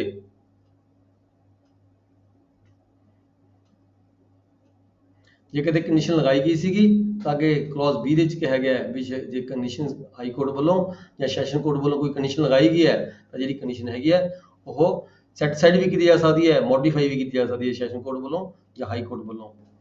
ਲਗਾਈ ਗਈ ਸ਼ਰਤ ਉਹਦੇ ਤੇ ਸੈਟੀਸਫਾਈਡ ਵੀ ਕੀਤੀ ਜਾ ਸਕਦੀ ਹੈ, ਮੋਡੀਫਾਈ ਵੀ ਕੀਤੀ ਜਾ ਸਕਦੀ ਹੈ। provided that the high court or the court of session before granting bail to a person who is accused of an offence which is triable exclusively by the court of session, ਜਿਹੜਾ ਕੋਈ offence ਇਦਾਂ ਦਾ commit ਕੀਤਾ ਹੋਵੇ ਸਿਰਫ session court ਵੱਲੋਂ ਹੀ try ਕੀਤਾ ਜਾ ਸਕਦਾ ਹੋਵੇ, ਯਾਨੀ ਕਿ 7 ਸਾਲ ਤੋਂ ਵੱਧ ਦੀ ਸਜ਼ਾ ਵਾਲਾ ਕੇਸ ਕੋਈ ਹੋਵੇ, ਠੀਕ ਹੈ, ਅਜਿਹੇ ਕੇਸ ਦੇ ਵਿੱਚ ਇਸ ਸਜ਼ਾ ਉਹਨੂੰ ਉਮਰ ਕੈਦ ਦੀ ਕੀਤੀ ਜਾ ਸਕਦੀ ਹੋਵੇ, ਤਾਂ ਅਜਿਹੇ ਕੇਸ ਦੇ ਵਿੱਚ ਜਿਹੜਾ ਨੋਟਿਸ ਦੇਣਾ ਪੈਂਦਾ ਹੈ। ਨੋਟਿਸ ਕਿਹਨੂੰ ਦੇਣਾ ਪੈਂਦਾ ਹੈ? ਵੀ ਉਹ ਪਾਰਟੀ ਜਿਹੜੀ ਵਿਅਕਤੀ ਹੈਗਾ ਉਸਨੇ ਜਿਹੜੀ ਅਰਜੀ ਦਿੱਤੀ ਹੈ, ਐਪਲੀਕੇਸ਼ਨ ਦਿੱਤੀ ਹੈ ਜ਼ਮਾਨਤ ਦੇ ਲਈ, ਠੀਕ ਹੈ, ਉਹਦੀ ਜਿਹੜੀ ਇਨਫੋਰਮੇਸ਼ਨ ਹੈਗੀ ਹੈ ਪਬਲਿਕ ਪ੍ਰੋਸੀਕਿਊਟਰ ਨੂੰ ਦੇਣੀ ਪੈਂਦੀ ਹੈ ਕੋਰਟ ਵੱਲੋਂ, unless it is for the reason to be recorded in writing of opinion not possible to give the notice। ਜੇਕਰ ਕੋਰਟ ਯੋਗ ਸਮਝਦੀ ਹੈ ਤਾਂ ਨਾ ਵੀ ਨੋਟਿਸ ਦੇਵੇ ਤਾਂ ਰੀਜ਼ਨ ਕਰਦੇ ਆਰਡਰ ਕਰੇਗੀ ਪਾਸ, ਆਪਣਾ ਸਪੈਸੀਫਿਕ ਆਰਡਰ ਪਾਸ ਕੀਤਾ ਜਾਵੇ ਜਿਹੜਾ ਹੈਗਾ ਨੋਟਿਸ ਦੇਣ ਦੀ ਜ਼ਰੂਰਤ ਕਿਉਂ ਨਹੀਂ ਹੈਗੀ, ਅਦਰਵਾਈਜ਼ ਨੋਟਿਸ ਦਿੱਤਾ ਜਾਵੇਗਾ ਅਜਿਹੇ ਕੇਸਾਂ ਦੇ ਵਿੱਚ ਐਂਟੀਸਿਪੇਟਰੀ ਬੇਲ ਦੇ ਸੰਬੰਧ ਵਿੱਚ। A high court or the court of session may direct that any person who has been released on bail under this chapter be arrested and commit him in the custody। ਕਿਸੇ ਵੀ ਸਟੇਜ ਤੇ ਕਿਸੇ ਵੀ ਵੇਲੇ ਜਦੋਂ ਵੀ high court ਨੂੰ ਜਾਂ session ਨੂੰ court of session ਨੂੰ ਇਹ ਮਹਿਸੂਸ ਹੋਵੇ ਵੀ ਜਿਹੜਾ ਵਿਅਕਤੀ ਹੈ ਇਸ ਨੂੰ ਰਿਲੀਜ਼ ਕੀਤਾ ਗਿਆ ਸੀਗਾ, ਇਹਨੂੰ ਜ਼ਮਾਨਤ ਦਿੱਤੀ ਗਈ ਸੀ, ਇਸ ਨੂੰ ਨਹੀਂ, ਇਹ ਆਪਦੀ ਗੱਲ ਤੇ ਪੂਰਾ ਨਹੀਂ ਉਤਰ ਰਿਹਾ, ਇਹ ਦੁਬਾਰਾ ਇਹਦੇ ਵੱਲੋਂ ਕੋਈ ਨਾ ਕੋਈ ਜਿਹੜਾ ਹੈਗਾ ਗਲਤ ਕੰਮ ਕੀਤਾ ਜਾ ਰਿਹਾ ਹੈ, ਤਾਂ ਜਿਹੜੀ ਉਹਦੀ ਜ਼ਮਾਨਤ ਹੈ ਰੱਦ ਕਰਕੇ ਉਸ ਨੂੰ ਦੁਬਾਰਾ ਅਰੈਸਟ ਕੀਤਾ ਜਾ ਸਕਦਾ ਹੈ। ਸਰ ਬੇਲ ਜਿਹੜੀ ਹੈਗੀ ਹੈ ਆਪਣਾ ਸਿਰਫ ਸੈਸ਼ਨ ਕੋਰਟ ਤੱਕ ਹੀ ਦੇ ਸਕਦੀ, ਕੇਟਲੀ ਕੋਰਟ ਵੀ ਦੇ ਸਕਦੀ, ਲੋਅਰ ਕੋਰਟ ਬੇਲ ਤਾਂ ਪੁਲਿਸ ਆਫੀਸਰ ਵੀ ਦੇ ਸਕਦਾ ਹੈ। ਅੱਛਾ,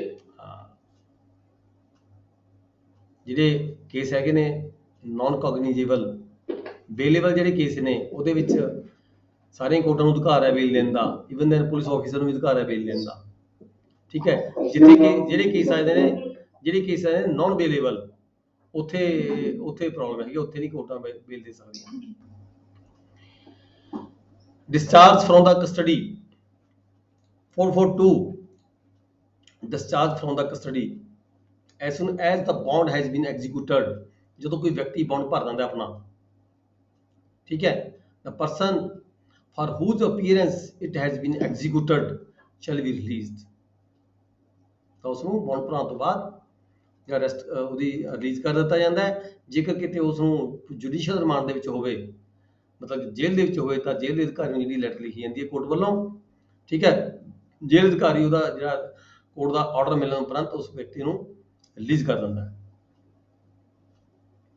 section 443 power to order sufficient bail when that first taken is insufficient, ਮੰਨ ਲਓ ਪਹਿਲਾਂ ਬੇਲ ਲੈ ਲਈ, ਉਹ ਜਾਲੀ ਫਾਲੀ ਕਾਗਜ਼ ਦਿਖਾ ਕੇ ਬੇਲ ਲੈ ਲਈ, ਜਮ੍ਹਾਂ ਹੁੰਦੀ ਦੀ ਕਾਪੀ ਗਲਤ ਲਗਾਤੀ, ਠੀਕ ਹੈ, ਬਾਈ ਮਿਸਟੇਕ ਜਿਹੜੀ ਜ਼ਮਾਨਤ ਲਈ ਗਈ, ਬੇਲ ਲਈ ਗਈ, ਬਾਈ ਮਿਸਟੇਕ ਲਈ ਗਈ, ਕਿਸੇ ਗਲਤ ਤਰੀਕੇ ਨਾਲ ਲਈ ਗਈ, ਜਾਂ ਫਰਾਡ ਨਾਲ ਲਈ ਗਈ, ਜਾਂ ਹੋਰ ਕਿਸੇ ਢੰਗ ਤਰੀਕੇ ਨਾਲ ਲਈ ਗਈ, ਜਾਂ ਇਨਸਫੀਸ਼ੀਐਂਟ ਸ਼ੋਰਟੀਜ਼, ਜਿਹੜੇ ਬੰਦਿਆਂ ਦੀ ਗਵਾਹੀ ਦੀ ਛੋਟੀ ਦਿੱਤੀ ਗਈ, ਉਹ ਬੰਦੇ ਆਪ ਹੀ ਸਹੀ ਨਹੀਂ ਹੈਗੇ, ਉਹ ਆਪੇ ਹੈਫਚੁਅਲ ਨੇ, ਜ਼ਮਾਨਤਾਂ ਦੇਣ ਦੇ ਹੈਫਚੁਅਲ ਨੇ, ਪੈਸੇ ਦੇ ਕੇ ਜ਼ਮਾਨਤਾਂ ਦਿੰਦੇ ਨੇ, ਪੈਸੇ ਲੈ ਕੇ, ਠੀਕ ਹੈ, ਇੱਦਾਂ ਦੇ ਕੇਸਿਸ ਕੋਰਟ ਨੂੰ ਲੱਗੇ ਵੀ ਜਿਹੜੀ ਪਹਿਲਾਂ ਜਿਹੜੀ ਜ਼ਮਾਨਤ ਦਿੱਤੀ ਗਈ ਹੈ ਉਹ ਜਿਹੜੀ ਸਫੀਸ਼ੀਐਂਟ ਜ਼ਮਾਨਤ ਨਹੀਂ ਹੈਗੀ, ਇਨਸਫੀਸ਼ੀਐਂਟ ਜ਼ਮਾਨਤ ਹੈਗੀ ਹੈ, ਤਾਂ ਜਿਹੜੀ ਕੋਰਟ ਹੈਗਾ ਦੁਬਾਰਾ ਵਾਰੰਟ ਜਾਰੀ ਕਰ ਸਕਦੀ ਹੈ।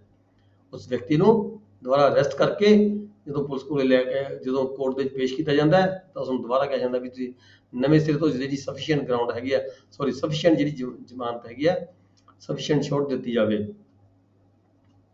ਸੈਕਸ਼ਨ 444 ਡਿਸਚਾਰਜ ਆਫ ਦਾ ਸ਼ੋਰਟੀਜ਼, ਮੰਨ ਲਓ ਕਿਸੇ ਵਿਅਕਤੀ ਨੇ, ਆਪਾਂ ਪਹਿਲਾਂ ਵੀ ਪੜ੍ਹਿਆ ਸੀਗਾ, ਕਿਸੇ ਵਿਅਕਤੀ ਨੇ ਕਿਸੇ ਬੰਦੇ ਦੀ ਸ਼ੋਰਟੀ ਦਿੱਤੀ ਹੈ, ਬਾਅਦ 'ਚ ਉਹਨੂੰ ਮਹਿਸੂਸ ਹੁੰਦਾ ਜਿਹੜੀ ਮੇਰੀ ਸ਼ੋਰਟੀ ਹੈ ਮੇਰੀ ਬਹੁਤ ਵੱਡੀ ਜ਼ਿੰਮੇਵਾਰੀ ਬਣ ਗਈ, ਕੱਲ੍ਹ ਨੂੰ ਮੈਨੂੰ ਨਹੀਂ ਕਿਤੇ ਹਜ਼ਾਰ ਨਾ ਭੁਗਤਣਾ ਪੈ ਜਾਵੇ।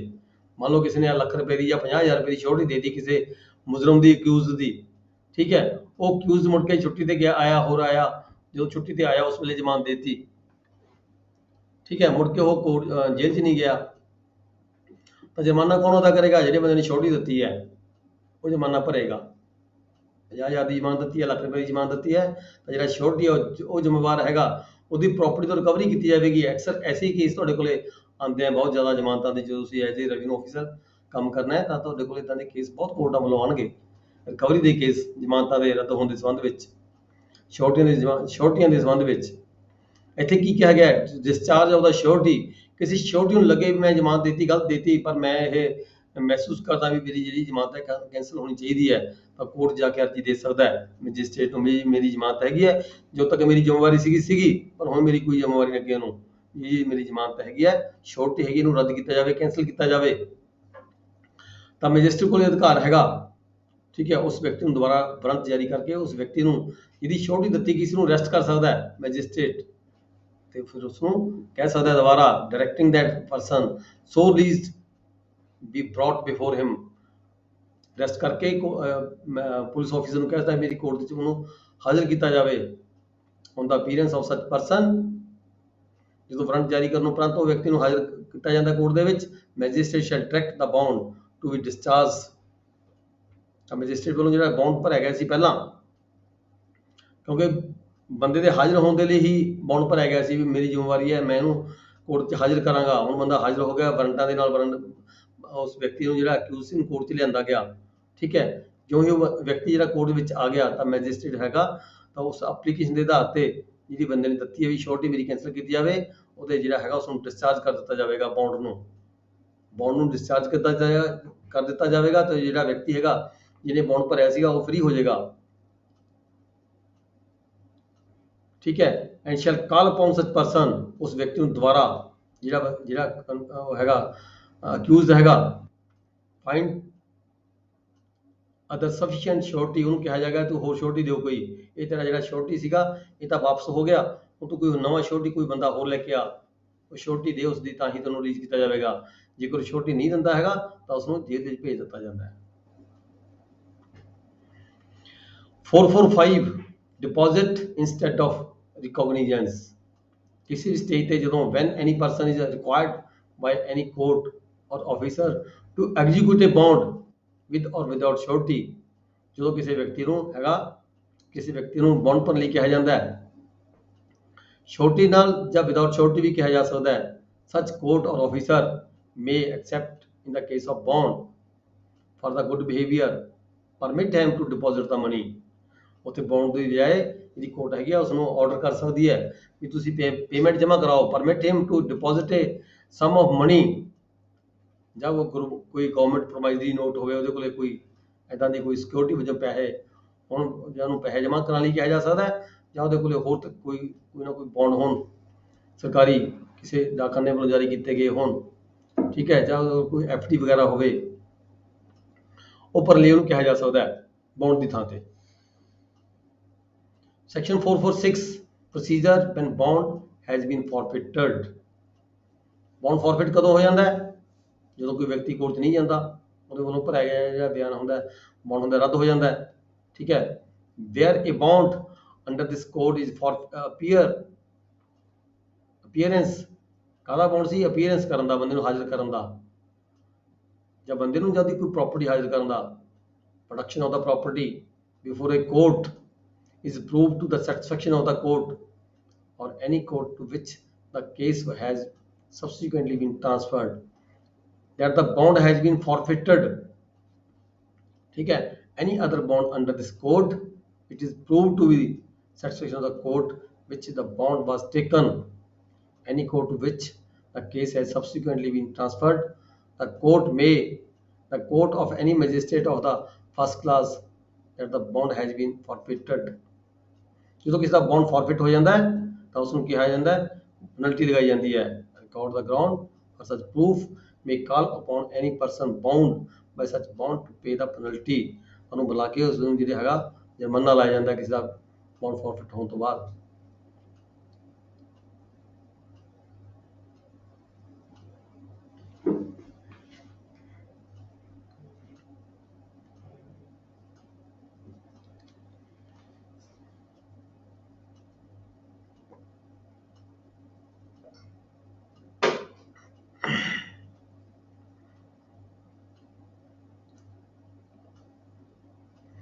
ਜੇਕਰ ਕੋਈ ਸਫੀਸ਼ੀਐਂਟ ਗਰਾਊਂਡ ਉਹਦੇ ਕੋਲ ਨਹੀਂ ਹੈਗਾ, ਪੈਨਲਟੀ ਉਹ ਪੇ ਨਹੀਂ ਕਰਦਾ, proceed to recover the same, ਤਾਂ ਉਹਦੀ ਰਿਕਵਰੀ ਕੀਤੀ ਜਾਂਦੀ ਹੈ।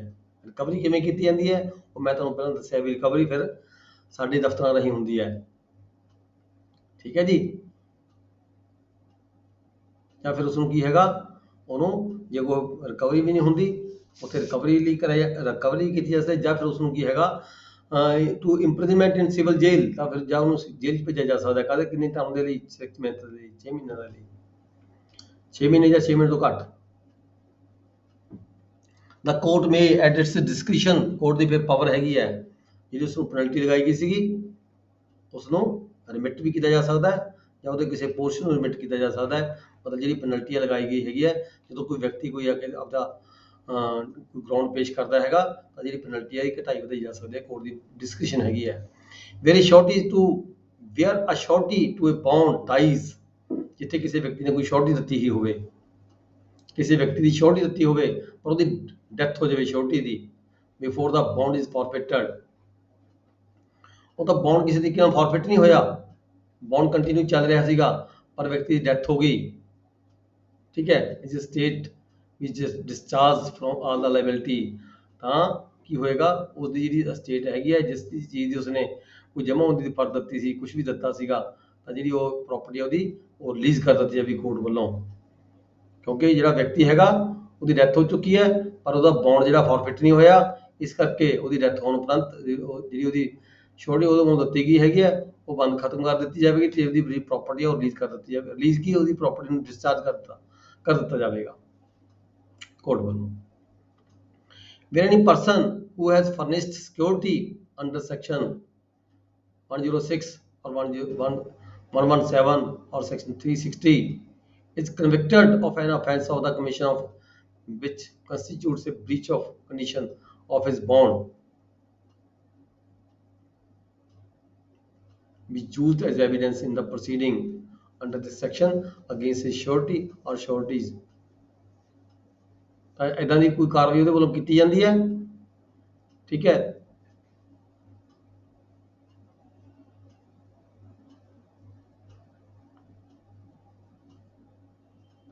ਜਿਹੜੀ ਇਹ ਕੋਈ ਉਹਦੇ ਵੱਲੋਂ ਕੋਈ ਇਦਾਂ ਦੀ offense ਕਮਿਟ ਕੀਤਾ ਜਾਂਦਾ ਹੈ ਤਾਂ ਉਹਦੇ ਅਗੇਂਸਟ ਜਿਹੜਾ ਦਾਵਾ ਚੱਲ ਰਿਹਾ ਹੈਗਾ ਉਹਦੇ ਵਿੱਚ ਵੀ ਇਹ ਜਿਹੜੀ ਹੈਗੀ ਹੈ ਯੂਜ਼ ਕੀਤਾ ਜਾ ਸਕਦਾ ਉਹਦੇ ਅਗੇਂਸਟ। ਨੈਕਸਟ ਸੈਕਸ਼ਨ ਹੈਗਾ 446A, cancellation of bond and bail bond without prejudice to the provisions where a bond under this code is for the appearance of a person ਦੀ ਹਾਜ਼ਰੀ ਦੀ ਖਾਤਰ ਕੋਈ ਬੌਂਡ ਭਰਿਆ ਗਿਆ ਹੈ, ਉਹ ਫੋਰਫਿਟ ਹੋ ਚੁੱਕਿਆ ਹੈ for the breach of condition. ਜਿਹੜੀ ਸ਼ਰਤ ਤੇ ਲਗਾਈ ਗਈ ਸੀ ਉਹਨੇ ਸ਼ਰਤ ਤੋੜ ਦਿੱਤੀ, ਉਹਨੂੰ ਪੁਲਿਸ ਵੱਲੋਂ ਬੁਲਾਇਆ ਗਿਆ ਸੀਗਾ, ਇੰਟਰੋਗੇਸ਼ਨ ਲਈ ਉਹ ਨਹੀਂ ਗਿਆ ਹੈਗਾ, ਇਸ ਕਰਕੇ ਜਿਹੜਾ ਉਹਦਾ ਬੌਂਡ ਹੈਗਾ ਉਹ ਫੋਰਫਿਟ ਹੋ ਗਿਆ। The bond executed by such person as well as the bond if any executed by one or more of his sureties, bond ਉਸ person ਦਾ ਵੀ ਹੋ ਸਕਦਾ ਹੈ, bond ਉਹਦੇ ਜਿਹੜੇ ਗਵਾਹ surety ਹੈਗੇ ਨੇ, witness ਹੈਗੇ ਨੇ, ਉਹਨਾਂ ਦਾ ਵੀ ਹੋ ਸਕਦਾ ਹੈ। In that case shall stand cancelled। ਜਦੋਂ ਉਹ ਵਿਅਕਤੀ ਨੇ ਆਪਣੀ ਕੰਡੀਸ਼ਨ ਪੂਰੀ ਨਹੀਂ ਕੀਤੀ ਤਾਂ ਜਿਹੜਾ ਉਹਦਾ ਬੌਂਡ ਹੈਗਾ ਉਹ ਕੈਂਸਲ ਹੋ ਜਾਂਦਾ ਹੈ। Thereafter no such person shall be released only on his own bond। ਫਿਰ ਅਜਿਹੀ ਸਥਿਤੀ ਦੇ ਵਿੱਚ ਜਦੋਂ ਇੱਕ ਵਾਰੀ ਬੌਂਡ ਕੈਂਸਲ ਹੋ ਚੁੱਕਿਆ ਹੋਵੇ ਤਾਂ ਅਜਿਹੀ ਸਥਿਤੀ ਦੇ ਵਿੱਚ ਉਸ ਵਿਅਕਤੀ ਨੂੰ ਉਹਦੇ ਆਪਦੇ ਬੌਂਡ ਤੇ ਨਹੀਂ ਛੱਡਿਆ ਜਾ ਸਕਦਾ। ਸ਼ੋਰਟੀ ਲੈ ਕੇ, ਸ਼ੋਰਟੀਆਂ ਦੇ ਜਿਹੜੇ ਬੌਂਡ ਲੈ ਕੇ ਫਿਰ ਹੀ ਉਸ ਨੂੰ ਦੁਬਾਰਾ ਛੱਡਿਆ ਜਾ ਸਕਦਾ, ਅਦਰਵਾਈਜ਼ ਨਹੀਂ ਛੱਡਿਆ ਜਾ ਸਕਦਾ। ਜਿਵੇਂ ਕਿ ਉਹਨੂੰ ਆਪਦੇ ਬੌਂਡ ਤੇ ਛੱਡ ਦਿੱਤਾ ਗਿਆ ਸੀ ਹੋਏ, ਦੁਬਾਰਾ ਨਹੀਂ ਛੱਡ ਸਕਦੇ ਉਸ ਨੂੰ ਉਹਦੇ ਆਪਣੇ ਬੌਂਡ ਤੇ। Provided that subject to any other provisions of this code he may be released in that case upon the execution of a fresh personal bond। और कहता कि इस केस ਦੇ ਵਿੱਚ ਉਸ ਨੂੰ ਪਰਸਨਲ ਬੌਂਡ ਦੇ ਫਰੈਸ਼ ਪਰਸਨਲ ਬੌਂਡ ਤੇ for such a sum of money and bond by one or more of the sureties as the police officer of the court as the case may be thinks sufficient। ਉਹਨੂੰ ਨਾਲ ਉਹਦਾ bond ਤੇ ਨਾਲ ਦੋ ਸ਼ੋਰਟੀਆਂ ਲੈ ਕੇ ਹੀ ਉਸ ਨੂੰ ਛੱਡਿਆ ਜਾ ਸਕਦਾ, ਰਿਲੀਜ਼ ਕੀਤਾ ਜਾ ਸਕਦਾ ਹੈ।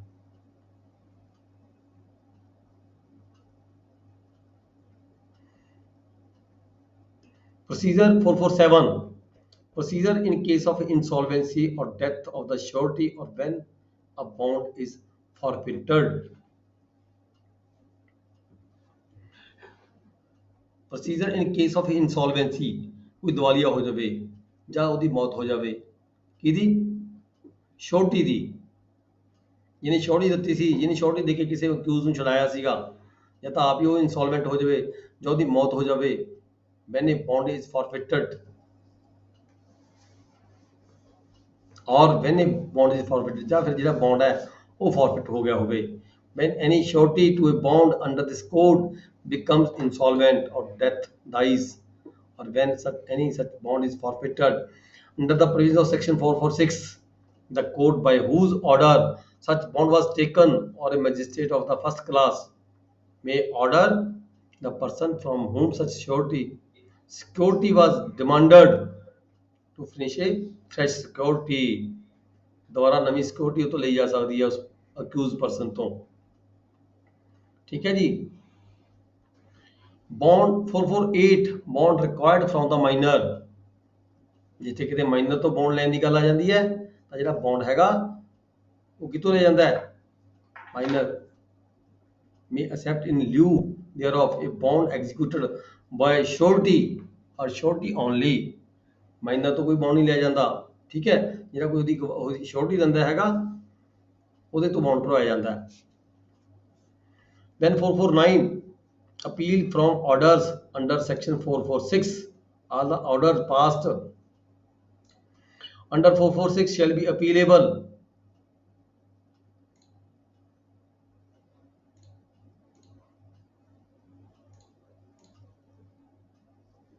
446 ਕੀ ਹੈ? ਕੀ ਸੀਗਾ 446 ਦੇ ਵਿੱਚ ਸੀਗਾ ਜਦੋਂ ਫੋਰਫਿਟ ਹੋ ਜਾਂਦਾ ਕੋਈ ਕਿਸੇ ਦਾ ਬੌਂਡ, ਠੀਕ ਹੈ। Appeal from the orders of 446 ਜਦੋਂ ਕੋਰਟ ਵੱਲੋਂ ਕੋਈ ਆਰਡਰ ਕੀਤਾ ਜਾਂਦਾ 446 ਦੇ ਵਿੱਚ ਕਿਸੇ ਦਾ ਜਿਹੜਾ ਬੌਂਡ ਹੈ ਉਹਨੂੰ ਰੱਦ ਕਰ ਦਿੱਤਾ ਜਾਂਦਾ ਹੈ, ਫੋਰਫਿਟ ਕਰ ਦਿੱਤਾ ਜਾਂਦਾ ਹੈ, ਠੀਕ ਹੈ। ਤਾਂ ਉਹਦੀ ਅਪੀਲ ਕਿੱਥੇ ਹੋ ਸਕਦੀ ਹੈ? In the case of an order made by the magistrate. ਜਿੱਥੇ ਕਿਤੇ ਮੈਜਿਸਟ੍ਰੇਟ ਨੇ ਆਰਡਰ ਕੀਤਾ ਹੋਵੇ ਫੋਰਫਿਟ ਦਾ, ਬੌਂਡ ਨੂੰ ਫੋਰਫਿਟ ਕਰਨ ਦਾ ਆਰਡਰ ਮੈਜਿਸਟ੍ਰੇਟ ਵੱਲੋਂ ਕੀਤਾ ਹੋਵੇ ਤਾਂ ਜਿਹੜੀ ਉਹਦੀ ਅਪੀਲ ਪੈਂਦੀ ਹੈ ਉਹ ਸੈਸ਼ਨ ਜੱਜ ਕੋਲ ਪੈਂਦੀ ਹੈ। In the case of the order ਜਦੋਂ ਆਰਡਰ ਕੀਤਾ ਹੋਵੇ ਸੈਸ਼ਨ ਕੋਰਟ ਨੇ ਤਾਂ ਉਹਦੀ ਅਪੀਲ ਕਿੱਥੇ ਪੈਂਦੀ ਹੈ? ਹਾਈ ਕੋਰਟ ਪੈਂਦੀ ਹੈ, ਕਿਉਂਕਿ ਜਿਹੜੀ ਸੈਸ਼ਨ ਜੱਜ ਦੀ ਜਿਹੜੀ ਅਪੀਲ ਹੈ ਉਹ ਹਾਈ ਕੋਰਟ ਚਲੀ ਜਾਂਦੀ ਹੈ। ਤੇ ਇੱਥੇ ਜਿਹੜਾ ਐਕਟ ਪ੍ਰੋਵੀਜ਼ਨ ਦਿੱਤੀ ਗਈ ਹੈ ਇਨ ਦਾ ਕੋਰਟ ਵਿਚ an appeal lies from the order made by the session ਜੱਜ।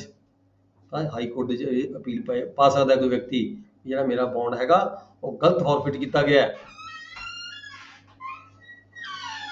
ਸੈਕਸ਼ਨ 450 ਚ ਕੀ ਕਿਹਾ ਗਿਆ? Power to direct levy of the amount due on certain recognizance. The High Court or the Court of Session may direct any magistrate to levy the amount due on bond.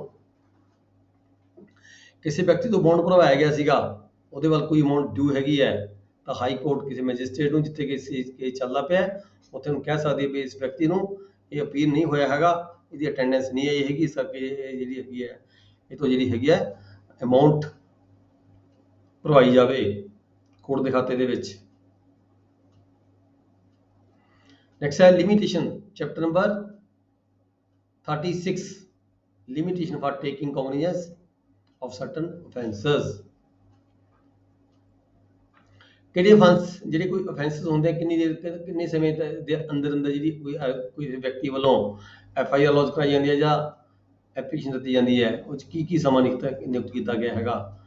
ਪਹਿਲਾਂ ਤਾਂ ਹੈਗਾ period of limitation. ਕੀ ਕਿਹਾ ਗਿਆ? Limitation period ਦੀ definition ਦਿੱਤੀ ਗਈ ਹੈ, means period specified in section 468 for taking cognizance of an offence. ਕੋਈ offense commit ਹੋਇਆ, ਅਸੀਂ ਬੋਲਦੇ ਨਹੀਂ ਹੈਗੇ, ਅਸੀਂ 4 ਸਾਲਾਂ ਬਾਅਦ ਜਾ ਕੇ ਕਹਿਣਾ ਵੀ ਉਹਨੇ ਮੇਰੇ ਨਾਲ ਆਹ ਕੀਤਾ ਸੀਗਾ, ਨਹੀਂ, ਠੀਕ ਹੈ। ਕੋਈ offense ਕਮਿਟ ਕੀਤਾ ਗਿਆ ਹੋਵੇ, ਉਹਦੇ ਲਈ ਲਿਮਟਡ ਟਾਈਮ ਹੈਗਾ, ਲਿਮਟਡ ਪੀਰੀਅਡ ਹੈਗਾ। ਜੇਕਰ ਅਸੀਂ ਉਸ ਪੀਰੀਅਡ ਦੇ ਅੰਦਰ ਅੰਦਰ ਕੋਈ ਆਪਦੀ ਕਾਰਵਾਈ ਨਹੀਂ ਕਰਦੇ ਤਾਂ ਇਸ ਸੈਕਸ਼ਨ 468 ਦੇ ਵਿੱਚ ਕਿਹਾ ਗਿਆ ਹੈ then bar to taking cognizance, ਤਾਂ ਫਿਰ ਰੋਕਿਆ ਗਿਆ ਹੈ ਇਸ ਸੈਕਸ਼ਨ ਦੇ ਰਾਹੀਂ ਵੀ ਇਸ ਬਾਅਦ ਵਿੱਚ ਅਸੀਂ ਆਪਣੀ ਜਿਹੜੀ ਕਾਰਵਾਈ ਹੈ ਨਹੀਂ ਕਰ ਸਕਦੇ after the lapse of the period of limitation, ਠੀਕ ਹੈ ਨਾ। except otherwise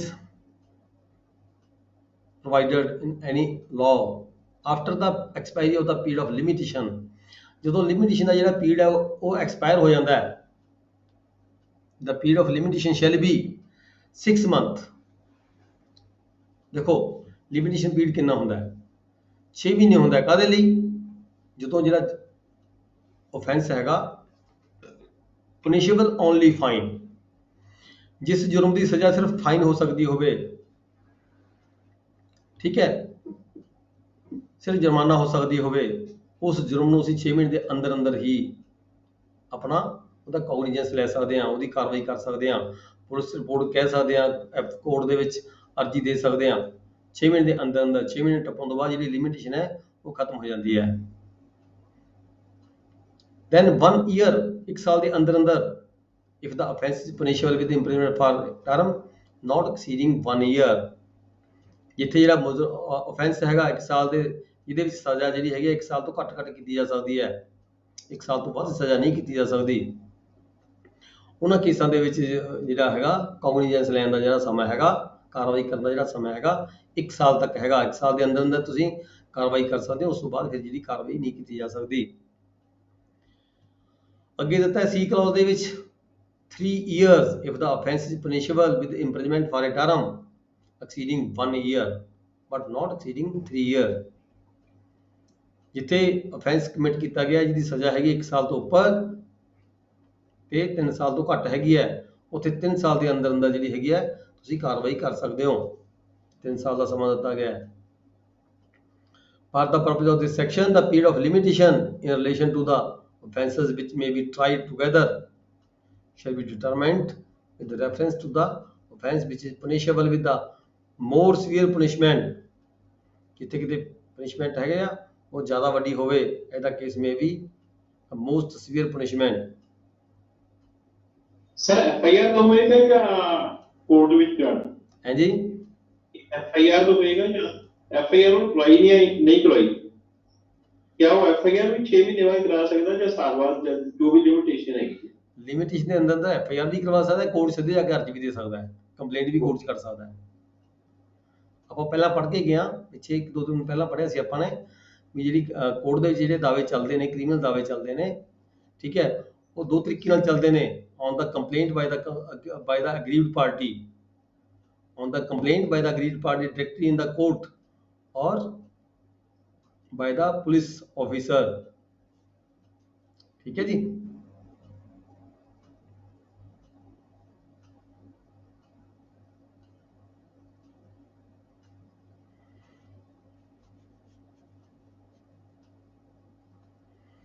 section 471 exclusion of date on which the court is close. ਜਿੱਥੇ ਕਿਤੇ ਜਿਹੜੀ ਲਿਮਿਟੇਸ਼ਨ ਦੀ ਗੱਲ ਆ ਜਾਂਦੀ ਹੈ, ਸਮੇਂ ਦੀ ਗੱਲ ਆ ਜਾਂਦੀ ਹੈ, ਮਹੀਨਾ ਹੋ ਗਿਆ, 6 ਮਹੀਨੇ ਦੀ ਗੱਲ ਹੈ, ਸਾਲ ਦੀ ਗੱਲ ਹੈ, ਠੀਕ ਹੈ, ਇੱਥੇ ਜੇ ਕਿਤੇ ਇਨ ਬਿਟਵੀਨ ਕੋਰਟਾਂ ਬੰਦ ਹੁੰਦੀਆਂ ਹੁਣ ਤਾਂ ਜਿਹੜਾ ਉਹ ਸਮਾਂ ਹੈਗਾ ਉਹਦੇ ਵਿੱਚ ਐਡ ਨਹੀਂ ਹੁੰਦਾ, ਉਹਨੂੰ ਬਾਹਰ ਕੱਢਿਆ ਜਾਵੇਗਾ। ਉਹ ਸਮਾਂ ਛੱਡ ਕੇ ਹੀ ਜਿਹੜੇ ਵਰਕਿੰਗ ਡੇਜ਼ ਹੈਗੇ ਨੇ ਕੋਰਟ ਦੀ ਕਲੋਜ਼ ਦੇ ਜਿਹੜੇ ਦਿਨ ਹੈਗੇ ਉਹ ਵਿੱਚੋਂ ਕੱਢੇ ਜਾਣਗੇ। ਕੰਟੀਨਿਊਸ ਆਫੈਂਸ, ਜੇ ਕਿਤੇ ਆਫੈਂਸ ਲਗਾਤਾਰ ਚੱਲ ਰਿਹਾ ਹੈ, ਆਫੈਂਸ ਹੁੰਦਾ ਜਾ ਰਿਹਾ ਹੈ, ਆਫੈਂਸ ਕਈ ਵਾਰੀ ਲਗਾਤਾਰ 15 20 ਦਿਨ, ਮਹੀਨਾ ਵੀ ਹੋ ਸਕਦਾ ਹੈ, 3 ਮਹੀਨੇ ਵੀ ਹੋ ਸਕਦਾ ਹੈ। ਕੋਈ ਕਿਸੇ ਨਾਲ ਕੋਈ ਮਾੜੀ ਹਰਕਤ ਕਰ ਰਿਹਾ ਹੈ ਉਹ ਰੈਗੂਲਰ ਹੁੰਦੀ ਜਾ ਰਹੀ ਹੋਵੇ ਤਾਂ ਜਿਹੜਾ ਆਫੈਂਸ ਹੈ ਉਹ ਜਿਹੜੀ ਡੇਟ ਹੈ ਉਹ ਹਰ ਜਿੱਦਣ ਵੀ ਆਫੈਂਸ ਕਮਿਟ ਹੋਇਆ ਉਦੋਂ ਤੋਂ ਸ਼ੁਰੂ ਹੋ ਜਾਂਦੀ ਹੈ ਲਿਮਿਟੇਸ਼ਨ ਪੀਰੀਅਡ। ਮਤਲਬ ਇਹ ਨਹੀਂ ਵੀ ਪਹਿਲਾਂ ਆਫੈਂਸ ਕੀਤਾ ਉੱਥੋਂ ਸਟਾਰਟ ਹੋਏਗੀ, ਨਹੀਂ। ਜੇ ਆਫੈਂਸ ਦੀ ਜਿਹੜੀ ਆਫੈਂਸ ਲਗਾਤਾਰ ਹੁੰਦਾ ਜਾ ਰਿਹਾ ਹੈ, ਲਗਾਤਾਰ 3 ਮਹੀਨੇ ਵੀ ਆਫੈਂਸ ਹੁੰਦਾ ਜਾ ਰਿਹਾ ਹੈ, ਤਾਂ 3 ਮਹੀਨੇ ਜਦੋਂ ਖਤਮ ਹੁੰਦੇ ਆ ਤਾਂ ਉੱਥੋਂ ਹੀ ਆਫੈਂਸ ਦੀ ਜਿਹੜੀ ਲਿਮਿਟੇਸ਼ਨ ਡੇਟ ਹੈ ਸਟਾਰਟ ਹੋ ਜਾਂਦੀ ਹੈ। ਮਤਲਬ ਐਵਰੀ ਡੇ ਜਦੋਂ ਵੀ ਆਫੈਂਸ ਹੁੰਦਾ ਜਾ ਰਿਹਾ ਉੱਥੋਂ ਲਿਮਿਟੇਸ਼ਨ ਸਟਾਰਟ ਹੋ ਜਾਂਦੀ ਹੈ। Extension of period of limitation in certain cases, court ਦੀ ਜਿਹੜੀ ਹੈਗੀ ਹੈ ਜਦੋਂ ਲਿਮਿਟੇਸ਼ਨ ਪੀਰੀਅਡ ਕਿਤੇ ਖਤਮ ਹੋ ਜਾਂਦਾ, ਜਿਵੇਂ ਆਪਾਂ ਅਕਸਰ ਦੇਖਦੇ ਹਾਂ ਸਾਡੇ ਲਿਮਿਟੇਸ਼ਨ ਪੀਰੀਅਡ ਦੇ ਖਤਮ ਹੋਣ ਤੋਂ ਬਾਅਦ ਵੀ ਅਸੀਂ ਅਰਜ਼ੀਆਂ ਦੇ ਦਿੰਦੇ ਹਾਂ from the date of the knowledge, ਠੀਕ ਹੈ। ਇੱਥੇ ਜਿਹੜੀ ਹੈਗੀ ਹੈ ਕੋਰਟ ਦੀ ਡਿਸਕਸ਼ਨ ਆ ਜਾਂਦੀ ਹੈ, ਜਿਹੜੀ ਇਹ ਲਿਮਿਟੇਸ਼ਨ ਜਿਹੜੀ ਪੀਰੀਅਡ ਹੈਗੀ ਹੈ ਇਹ ਵਧਾਇਆ ਵੀ ਜਾ ਸਕਦਾ ਹੈ। ਨੈਕਸਟ ਹੈ chapter 37 trial before the high court. ਦੇਖੋ ਅਕਸਰ ਹਾਈ ਕੋਰਟ 'ਚ ਟ੍ਰਾਇਲ ਨਹੀਂ ਚੱਲਦੇ, ਅਕਸਰ ਜਿਹੜੇ ਟ੍ਰਾਇਲ ਹੈਗੇ ਨੇ ਲੋਅਰ ਕੋਰਟਾਂ 'ਚ ਚੱਲਦੇ ਨੇ, ਠੀਕ ਹੈ। ਲੋਅਰ ਕੋਰਟਾਂ, ਸੈਸ਼ਨ ਕੋਰਟਾਂ 'ਚ ਚੱਲਦੇ ਨੇ ਟ੍ਰਾਇਲ। ਸੈਸ਼ਨ ਕੋਰਟ ਅਪੀਲੈਂਟ ਕੋਰਟ ਹੈ, ਐਡੀਸ਼ਨਲ ਸੈਸ਼ਨ ਜੱਜ ਵੀ ਅਪੀਲੈਂਟ ਕੋਰਟ ਹੈ, ਪਰ ਜਿੱਥੇ ਜਿਹੜੇ ਆਫੈਂਸ ਵੱਡੇ ਹੁੰਦੇ ਆ ਤਾਂ ਉਹ ਐਡੀਸ਼ਨਲ ਸੈਸ਼ਨ ਜੱਜ ਦੇ ਕੋਰਟ ਚੱਲਦੇ ਨੇ, ਸੈਸ਼ਨ ਕੋਰਟ 'ਚ ਵੀ ਚੱਲਦੇ ਨੇ। ਪਰ ਕਹਿੰਦੇ ਜਿੱਥੇ ਕੋਈ ਟ੍ਰਾਇਲ ਹੈਗਾ under section 407 when an offence is tried by the high court, directly high court try ਕਰ ਰਹੀ ਹੈ ਕਿਸ ਨੂੰ, ਟ੍ਰਾਇਲ ਹਾਈ ਕੋਰਟ ਚੱਲ ਰਿਹਾ ਹੈਗਾ ਅੰਡਰ ਸੈਕਸ਼ਨ 407। 407 ਸੈਕਸ਼ਨ ਕਾਹਦਾ ਸੀਗਾ, ਹੈ ਯਾਦ ਕਿਸੇ ਨੂੰ?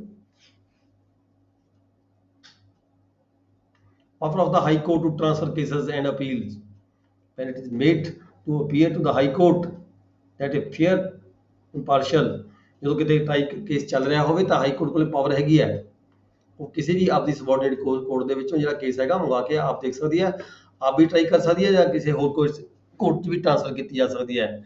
ਇੱਥੇ ਗੱਲ ਕੀਤੀ ਗਈ ਹੈ ਇਸ ਸੈਕਸ਼ਨ 474 ਦੇ ਵਿੱਚ ਵੀ ਜਿੱਥੇ ਕਿਤੇ ਹਾਈ ਕੋਰਟ ਵੱਲੋਂ ਟ੍ਰਾਇਲ ਆਪ ਕੀਤਾ ਜਾ ਰਿਹਾ ਹੋਵੇ ਕਿਸੇ ਕੇਸ ਦਾ ਤਾਂ ਉੱਥੇ ਪ੍ਰੋਵੀਜ਼ਨਾਂ ਕਿਹੜੀਆਂ ਚੱਲਣਗੀਆਂ, ਪ੍ਰੋਸੀਜਰ ਕਿਹੜਾ ਚੱਲੇਗਾ, ਪ੍ਰੋਸੀਜਰ ਉਹੀ ਚੱਲੇਗਾ ਜਿਵੇਂ ਸੈਸ਼ਨ ਕੋਰਟ ਚੱਲਦਾ ਹੈਗਾ। ਇਹ ਕਿਹਾ ਗਿਆ ਇਹਦੇ ਵਿੱਚ।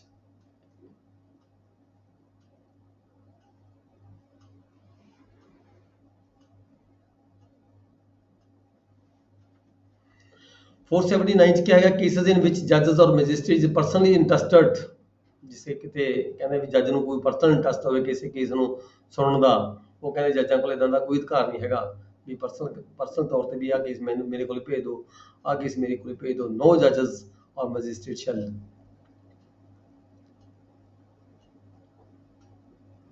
try or commit for the trial any case to or in which he is a party or personally interested, खुद पार्टी होवे आप जब पर्सनली ਉਹਦਾ ਇੰਟਰਸਟ ਉਹਦਾ ਕੋਈ ਫੈਮਿਲੀ ਮੈਂਬਰ ਪਾਰਟੀ ਹੋਵੇ, ਠੀਕ ਹੈ, ਤਾਂ ਉਹਨਾਂ ਕੇਸਾਂ ਨੂੰ ਜਿਹੜਾ ਜੱਜ ਹੈਗਾ ਉਹ ਪਰਸਨਲੀ ਨਹੀਂ ਸੁਣ ਸਕਦਾ ਹੈਗਾ। ਨਾਲ ਹੀ ਪ੍ਰੋਵੀਜ਼ਨ ਦੇਤੀ ਵੀ except with the permission of the court, ਜੇ ਕਿਤੇ ਇਦਾਂ ਦੀ ਗੱਲ ਆ ਜਾਂਦੀ ਹੈ ਤੇ ਜਿੱਥੇ ਕਿਤੇ ਜਿਹੜੀ ਉਹਦੀ ਹਾਇਰ ਕੋਰਟ ਹੈਗੀ ਹੈ ਉਹ ਪਰਮਿਸ਼ਨ ਦਿੰਦੀ ਹੈ ਤਦ ਸੁਣ ਸਕਦਾ ਹੈਗਾ। ਫਿਰ 480 ਚ ਕੀ ਹੈਗਾ, ਪ੍ਰੈਕਟਿਸਾਈਜ਼ਿੰਗ ਪਲੀਡਰ not to sit as a magistrate in certain courts। ਇਹਦੇ ਤੇ ਵੀ ਛੋਟਾ ਜਿਹਾ ਇਹ ਆਨਸਰ ਹੈਗਾ, ਛੋਟਾ ਜਿਹਾ ਕੁਐਸਚਨ ਹੈਗਾ, ਕਈ ਵਾਰੀ ਕੁਐਸਚਨ ਆਇਆ ਦੇਖਿਆ ਅਸੀਂ ਇਹਦੇ ਵਿੱਚ ਵੀ ਕੋਈ ਵਕੀਲ ਹੈਗਾ, ਕੋਈ ਪਲੀਡਰ ਹੈਗਾ, ਕਿਸੇ ਕੋਰਟ ਦੇ ਵਿੱਚ ਕੰਮ ਕਰ ਰਿਹਾ, ਪ੍ਰੈਕਟਿਸ ਕਰ ਰਿਹਾ ਹੈਗਾ, ਉਹ ਆਪਣੀ ਸਨੋਟੀ ਦੇ ਅਕੋਰਡਿੰਗ ਜਾਂ ਕਿਸੇ ਡਾਇਰੈਕਟ ਤਰੀਕੇ ਦੇ ਨਾਲ ਉਹ ਮੈਜਿਸਟ੍ਰੇਟ ਬਣ ਜਾਂਦਾ ਹੈ, ਠੀਕ ਹੈ। ਫਿਰ ਇੱਥੇ ਕਿਹਾ ਗਿਆ ਵੀ no pleader who practicing in the court of the magistrate shall sit as a magistrate in that court। ਜਿਹੜੀ ਉਹਦੀ ਡਿਊਟੀ ਹੈ ਉੱਥੇ ਉਸ ਕੋਰਟ ਦੇ ਵਿੱਚ ਨਹੀਂ ਲੱਗਦੀ ਜਿਸ ਕੋਰਟ 'ਚ ਉਹਨੇ ਪ੍ਰੈਕਟਿਸ ਕੀਤੀ ਹੀ ਹੋਵੇ।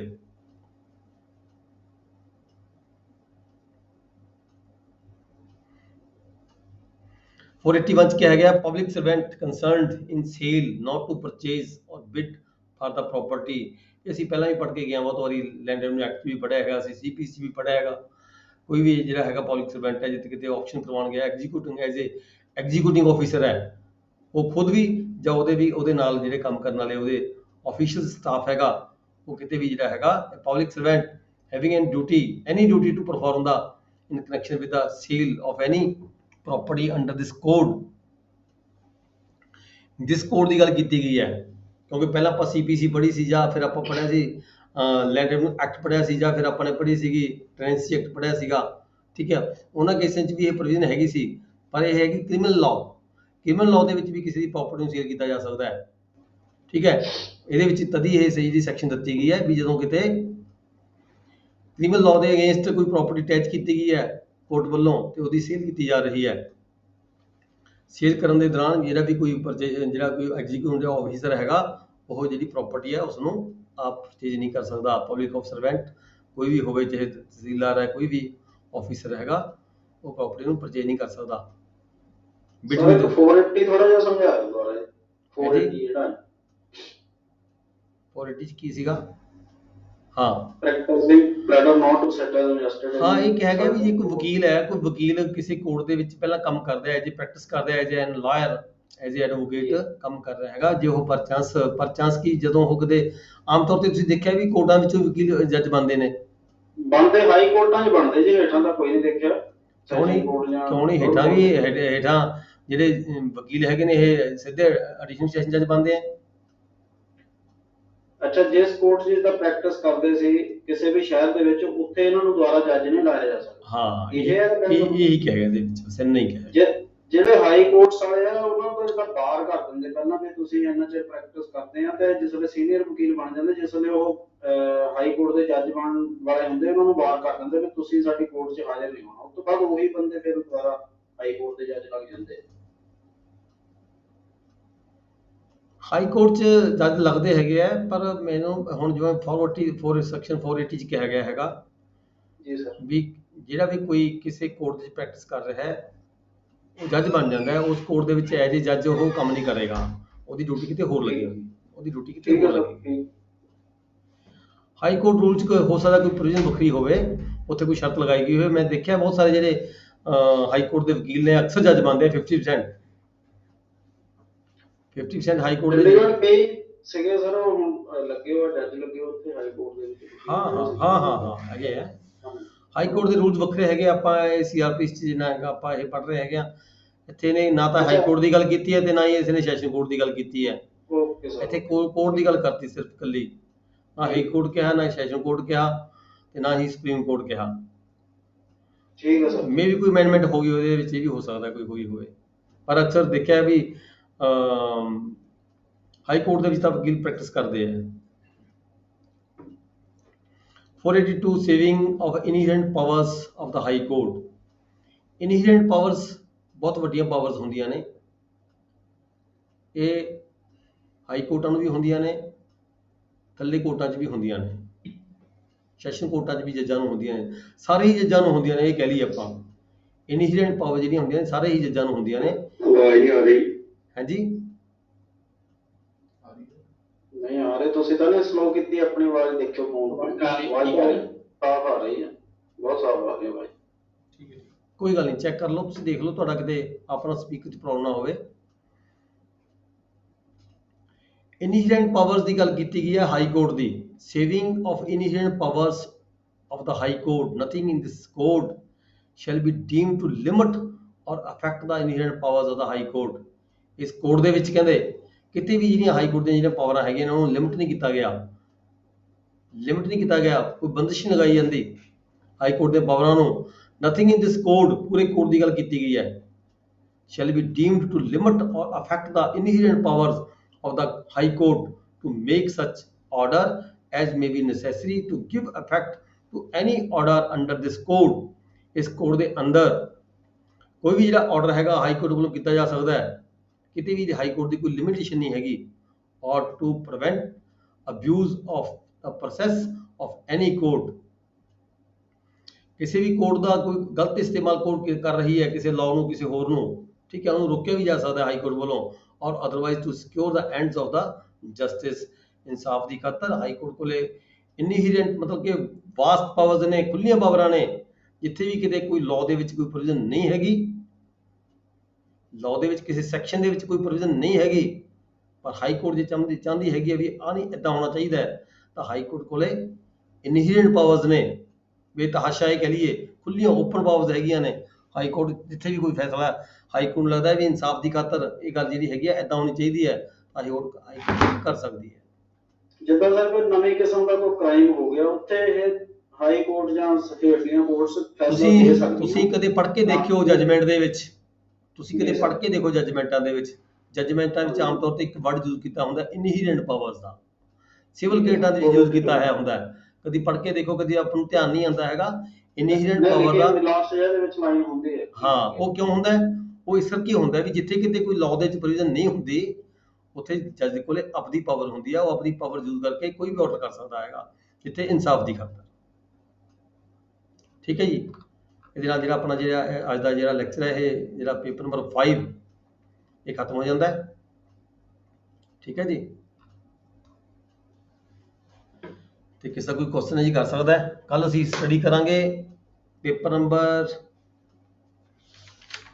3rd as per schedule. ਮੇਰੇ ਖਿਆਲ ਪੇਪਰ ਨੰਬਰ 3rd ਦਾ ਆਪਣਾ ਰਹਿੰਦਾ ਹੈ ਐਡਮਿਨਿਸਟ੍ਰੇਸ਼ਨ ਮੈਨੂਅਲ ਰਹਿੰਦਾ ਹੈਗਾ, ਉਹ ਕੱਲ ਸਟੱਡੀ ਕਰਾਂਗੇ ਸਵੇਰੇ। ਠੀਕ ਹੈ ਜੀ, ਇਹ ਜਿਹੜਾ ਤੁਹਾਡਾ ਜਿਹੜਾ ਲੈਕਚਰ ਹੈਗਾ ਇਟ ਇਜ਼ ਵੈਰੀ ਇੰਪੋਰਟੈਂਟ ਹੈਗਾ, ਇਹਨੂੰ ਦੁਬਾਰਾ ਇੱਕ ਵਾਰੀ ਰਿਵਾਈਜ਼ ਕਰ ਲਿਓ। ਹੈ ਜੀ, ਹਾਂ, ਵੀਡੀਓ ਦੀ ਦਿੱਕਤ ਮੈਨੂੰ ਆ ਰਹੀ ਹੈ, ਮੇਰਾ ਜਿਹੜਾ ਸਟਾਫ ਹੋਣ ਕਰਕੇ ਨਾ ਕੱਲ ਦੀ ਵੀਡੀਓ ਵੀ ਰਿਕਾਰਡ ਨਹੀਂ ਹੋ ਪਾਈ, ਤੇ ਜਿਹੜੀ ਅੱਜ ਸਵੇਰੇ ਜਿਹੜੀ ਕੀਤੀ ਸੀ ਉਹ ਵੀ ਰਿਕਾਰਡ ਨਹੀਂ ਹੋ ਪਾਈ। ਅਚਾਨਕ ਪਤਾ ਨਹੀਂ ਕੀ ਪ੍ਰੋਬਲਮ ਆਈ ਹੈ ਸਿਸਟਮ ਦੇ ਵਿੱਚ। ਅੱਜ ਦੀ ਸਰ ਜ਼ਰੂਰ ਪਾ ਦਈਏ। ਹਾਂ, ਹੁੰਦੀ ਤਾਂ ਹੋ ਜਾਏਗੀ, ਹੋ ਗਈ ਹੈ, ਤਾਂ ਸਵੇਰ ਦੀ ਵੀਡੀਓ ਨਹੀਂ ਰਿਕਾਰਡ ਹੋ ਪਾਈ ਕਿਸੇ ਕਾਰਨ, ਪਤਾ ਨਹੀਂ ਕੀ ਦਿੱਕਤ ਆ ਗਈ ਹੈ। ਠੀਕ ਹੈ ਜੀ, class is over, thank you very much. ਸ਼ੁਕਰੀਆ ਸਰ। ਓਕੇ ਜੀ।